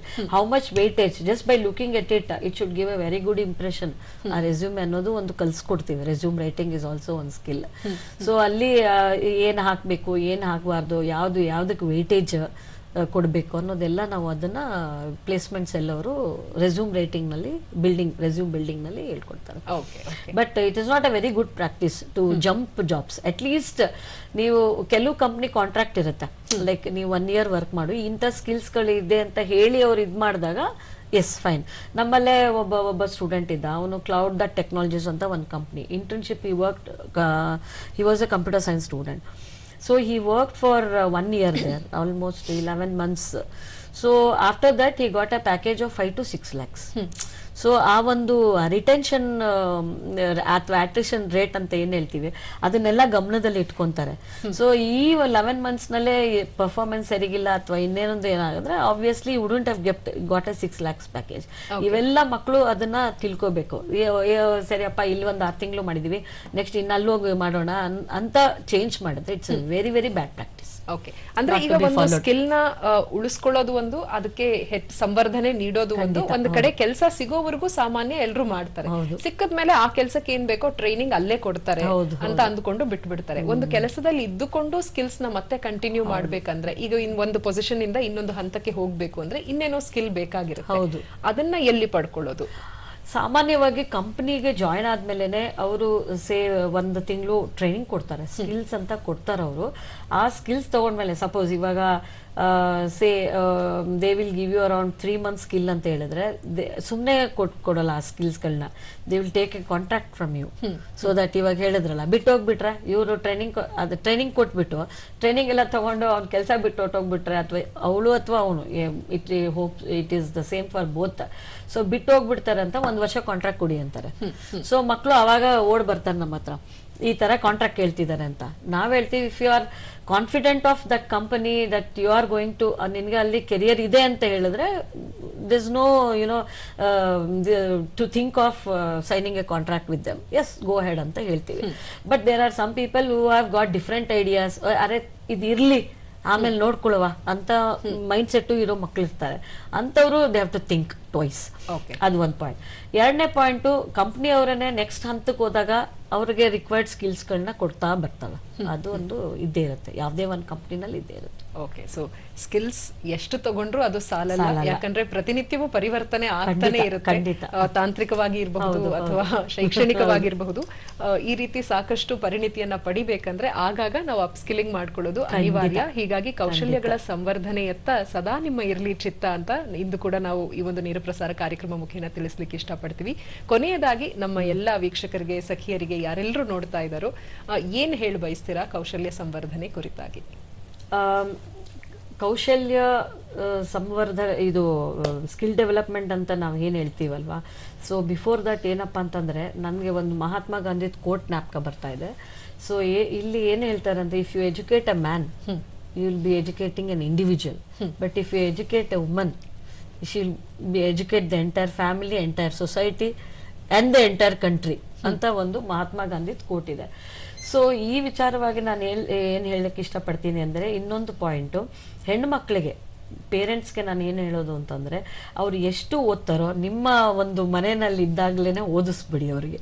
ಯಾಕಂದರೆ ಖಂಡಿತ ಮದುವೆ ಮಾಡಿ ಕಳಿಸ್ಲೇಬೇಕಾಗ್ತದೆ ಹೆಣ್ಮಕ್ಳನ್ನ. ಸೊ ಹಾಗಾಗಿ ನೀವು ಎಷ್ಟು ಸಾಧ್ಯ ಮಾಸ್ಟರ್ಸ್ ಡಿಗ್ರಿ ಓದ್ತಾರ, PhD ಓದ್ತಾರ, ಓದಿಸ್ಬಿಟ್ಟು ಕಳಿಸಿ. ಯಾಕಂದರೆ ಈ ಒಂದು ಎಜುಕೇಶನಲ್ ಕ್ವಾಲಿಫಿಕೇಶನ್ಸ್ ಏನಿರುತ್ತೋ ಅದು ಯಾರು ಕಿತ್ಕೊಳಕ್ ಆಗದೆ ಇರುವಂತಹ ಒಡವೆ. ಸೊ ನೀವು ಒಡವೆ ಕೊಟ್ರೆ ಹೆಂಗಾದ್ರೂ ಒಂದು ಅದು ಮಾಯ ಆಗ್ಬಿಡುತ್ತೆ. ಸೊ ಈ ಒಂದು ಎಜುಕೇಶನಲ್ ಕ್ವಾಲಿಫಿಕೇಶನ್ಸ್ ಕೊಡೋದ್ರಿಂದ ಅದು ಯಾರು ಕಿತ್ಕೊಳಕ್ ಆಗದೆ ಇರುವಂತಹ ಒಡವೆ. ಅದನ್ನು ದಯವಿಟ್ಟು ಅವ್ರು ಎಷ್ಟು ಓದ್ತಾರೋ ಅಷ್ಟು ಓದಿಸಿ, ಹೆಣ್ಮಕ್ಳನ್ನ ಎಸ್ಪೆಷಲಿ. ಗಂಡ್ಮಕ್ಳು ಅವರು ಹೆಂಗಾದ್ರೂ ಜೀವನ ಮಾಡ್ಕೊಂಡ್ಬಿಡ್ತಾರೆ, that is different. So when it is comes to ಮಹಿಳೆಯರು ಇದು ಒಂದು ಪಾಯಿಂಟ್ನ ಗಮನದಲ್ಲಿ ಇಟ್ಕೋಬೇಕು. ನಂತರ ಎಷ್ಟು ಸ್ಕಿಲ್ಸ್ ಸಾಧ್ಯವೋ ಎಲ್ಲ ಕಡೆ ಯಾವ ಒಂದು ಪಾಯಿಂಟಲ್ಲೂ ಮಿಸ್ ಮಾಡ್ಕೋಬೇಡಿ. ಅದು at any one point of time ನೀವು ಒಂದು ಕಂಪ್ಯೂಟರ್ ಲಿಟ್ರಸಿ ಆಗಿರ್ಬೋದು, ಅಥವಾ as I told you financial literacy, vocational skills ಆಗಿರ್ಬೋದು, ಯಾವುದು ಒಂದು ನಿಮ್ಮ ಎಲ್ಲಿ ಒಂದು ನಿಮಗೆ ಅದು ಆಪರ್ಚುನಿಟೀಸ್ ಬರುತ್ತೋ ದಯವಿಟ್ಟು ಅದನ್ನ ಯುಟಿಲೈಸ್ ಮಾಡಿಕೊಂಡು ಮುನ್ನುಗ್ಗಬೇಕು ಅಷ್ಟೇ ನಾನು ಹೇಳಕ್ಕೆ ಇಷ್ಟಪಡೋದು. ಅದನ್ನ ನೋಡೋಣ, ಇದನ್ನ ನೋಡೋಣ, ಇದು ಬೇಡ ಅದು ಬೇಡ ಅನ್ನೋ ರೀತಿಯಾಗಿ ಒಂದು ಇದು ಮಾಡ್ಕೊಳಕ್ ಹೋಗ್ಬೇಡಿ. ಎಲ್ಲಾ ತರ ಕೌಶಲ್ಯಗಳನ್ನೂ ನೀವು ತಗೊಂಡ್ರೆ, ಫಸ್ಟ್ ಆಫ್ ಆಲ್ ನಾವು ಮಲ್ಟಿ ಟಾಸ್ಕಿಂಗ್ ಆಗಿರೋದ್ರಿಂದ ಅದು ಒಂದು ಇದ್ರೆ ನಮ್ಮನ್ನ ಯಾರನ್ನು ಬೀಟ್ ಮಾಡಕ್ಕಾಗಲ್ಲ. ಹೆಣ್ಮಕ್ಳೇ ಸ್ಟ್ರಾಂಗ್ ಗುರು ಅವಾಗ ಅಲ್ವಾ?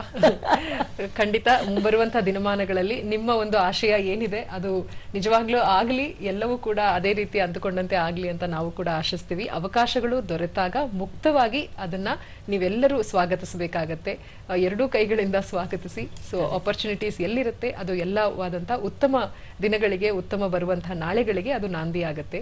ಸೊ ಕಾರ್ಯಕ್ರಮಕ್ಕೆ ಆಗಮಿಸಿ ಅನೇಕ ಉಪಯುಕ್ತಕರವಾದಂತಹ ಮಾಹಿತಿಗಳನ್ನ ತಿಳಿಸಿ ತಿಳಿಸ್ಕೊಟ್ಟಿದ್ದೀರಾ. ಹೊಸ ಕಾಂಬಿನೇಷನ್ಸ್ ಏನಿದೆ, ಯಾಕಂದ್ರೆ ಬರೀ BE ಅಥವಾ MBBS ಅಷ್ಟೇ ಅಲ್ಲ, ITI ತಗೊಂಡ್ರು ಅಥವಾ ಇಂಡಸ್ಟ್ರಿ ಸೆಕ್ಟರ್ ಹೋದ್ರು, ಸರ್ವಿಸ್ ಇಂಡಸ್ಟ್ರಿ ಸೆಕ್ಟರ್ ಹೋದ್ರು, ಬರೀ ಒಂದು ಪದವಿ ಓದಿದ್ರು ಕೂಡ ಎಷ್ಟೊಂದು ಇಂಟಿಗ್ರೇಟೆಡ್ ಕೋರ್ಸ್ಗಳು ಇದೆ. ಇದು ಎಲ್ಲರೂ ಕೂಡ ಮಾಡ್ಕೊಳ್ಬಹುದು. ಎಲ್ಲವುದಕ್ಕೂ 90+ ಬರಬೇಕು ಅಂತ ಏನಿಲ್ಲ. ಸೊ ಸಾಕಷ್ಟು ದಾರಿಗಳು ಇದೆ ಜೀವನೋಪಾಯವನ್ನ ಸುಧಾರಿಸ್ಕೊಳ್ಳಿಕ್ಕೆ ಅನ್ನೋದನ್ನ ತಿಳಿಸ್ಕೊಟ್ರಿ. ಎಲ್ಲವುದಕ್ಕಾಗಿ ತುಂಬ ಹೃದಯದ ಅಭಿನಂದನೆಗಳು. ಥ್ಯಾಂಕ್ ಯು ಮೇಡಮ್, ಮತ್ತೆ ಥ್ಯಾಂಕ್ ಯು ಚಂದನ ವಾಹಿನಿ ಈ ಒಂದು ಅವಕಾಶ ಕಲ್ಪಿಸಿಕೊಟ್ಟಕ್ಕೆ. ಸೊ ಸಾವಿರಾರು ಜನಕ್ಕೆ ನಾವು ನಮ್ಮ ಒಂದು ಇದು ನಾವು ಇದು ಮಾಡಿದೀವಿ. ಸೊ ಹಂಗಾಗಿ ಥ್ಯಾಂಕ್ ಯು ವೀಕ್ಷಕರೇ, ಇದಾಗಿತ್ತು ಇಂದಿನ ವಿಶೇಷ ಓ ಸಖಿ.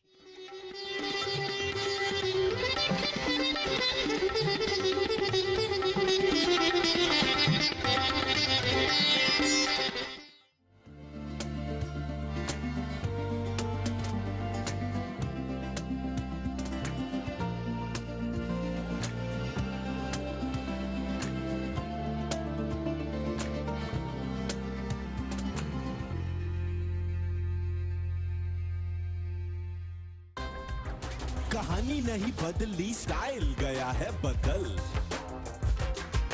जो कहानियां हम सुनते आए देखते आए, अब वही वैसी ही कहानी सुनाएगा digital. Download Waves OTT app now and watch for free.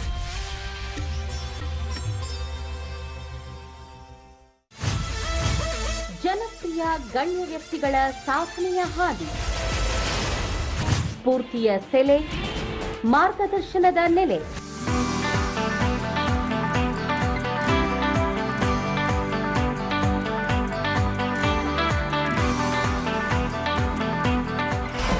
ನಾಡಿನ ವಿವಿಧ ಕ್ಷೇತ್ರಗಳ ಸಾಧಕರ ಯಶೋಗಾಥೆ.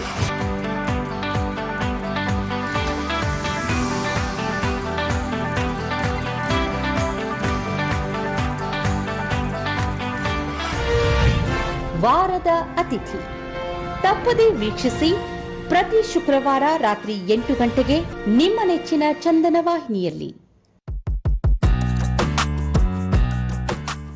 ಹೊಸ ಅಡುಗೆಗಳನ್ನ ನೋಡಿ ಕಲಿಯಬೇಕೆ? ಕಲಿತು ಮಾಡಲು ಬಿಸಿ ಬಿಸಿ ಸವಿಯಲು ನೀವು ಖುಷಿ. ಹಾಗಾದರೆ ನಿಮಗಿದೆ ಇಲ್ಲೊಂದು ಸಂತೋಷದ ಸುದ್ದಿ. ಆರೋಗ್ಯಕರ ರುಚಿಕರ ಹುಳಿಯುಪ್ಪು ಸಿಹಿ ಖಾರ. ಹಿಂದೆ ನೀವೆಲ್ಲ ಆಹಾ ಎಂತ ರುಚಿ ಕಾರ್ಯಕ್ರಮ ನೋಡ್ತಾ ಬಂದಿದ್ದೀರಾ.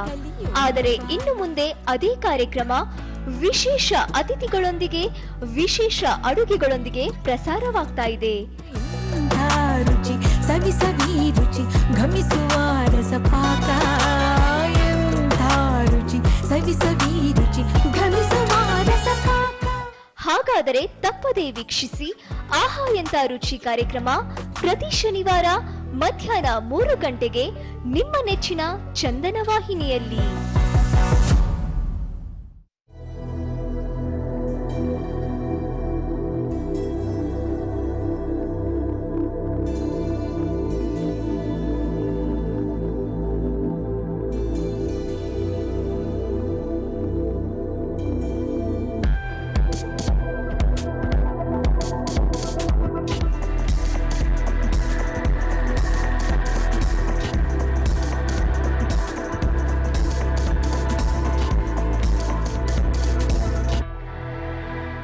ಸಂಪೂರ್ಣ ಸ್ವಾಸ್ಥ್ಯಕ್ಕಾಗಿ ಯೋಗ ವೀಕ್ಷಿಸಿ ಪ್ರತಿದಿನ ಬೆಳಿಗ್ಗೆ 6:45ಕ್ಕೆ ನಿಮ್ಮ ನೆಚ್ಚಿನ ಚಂದನ ವಾಹಿನಿಯಲ್ಲಿ.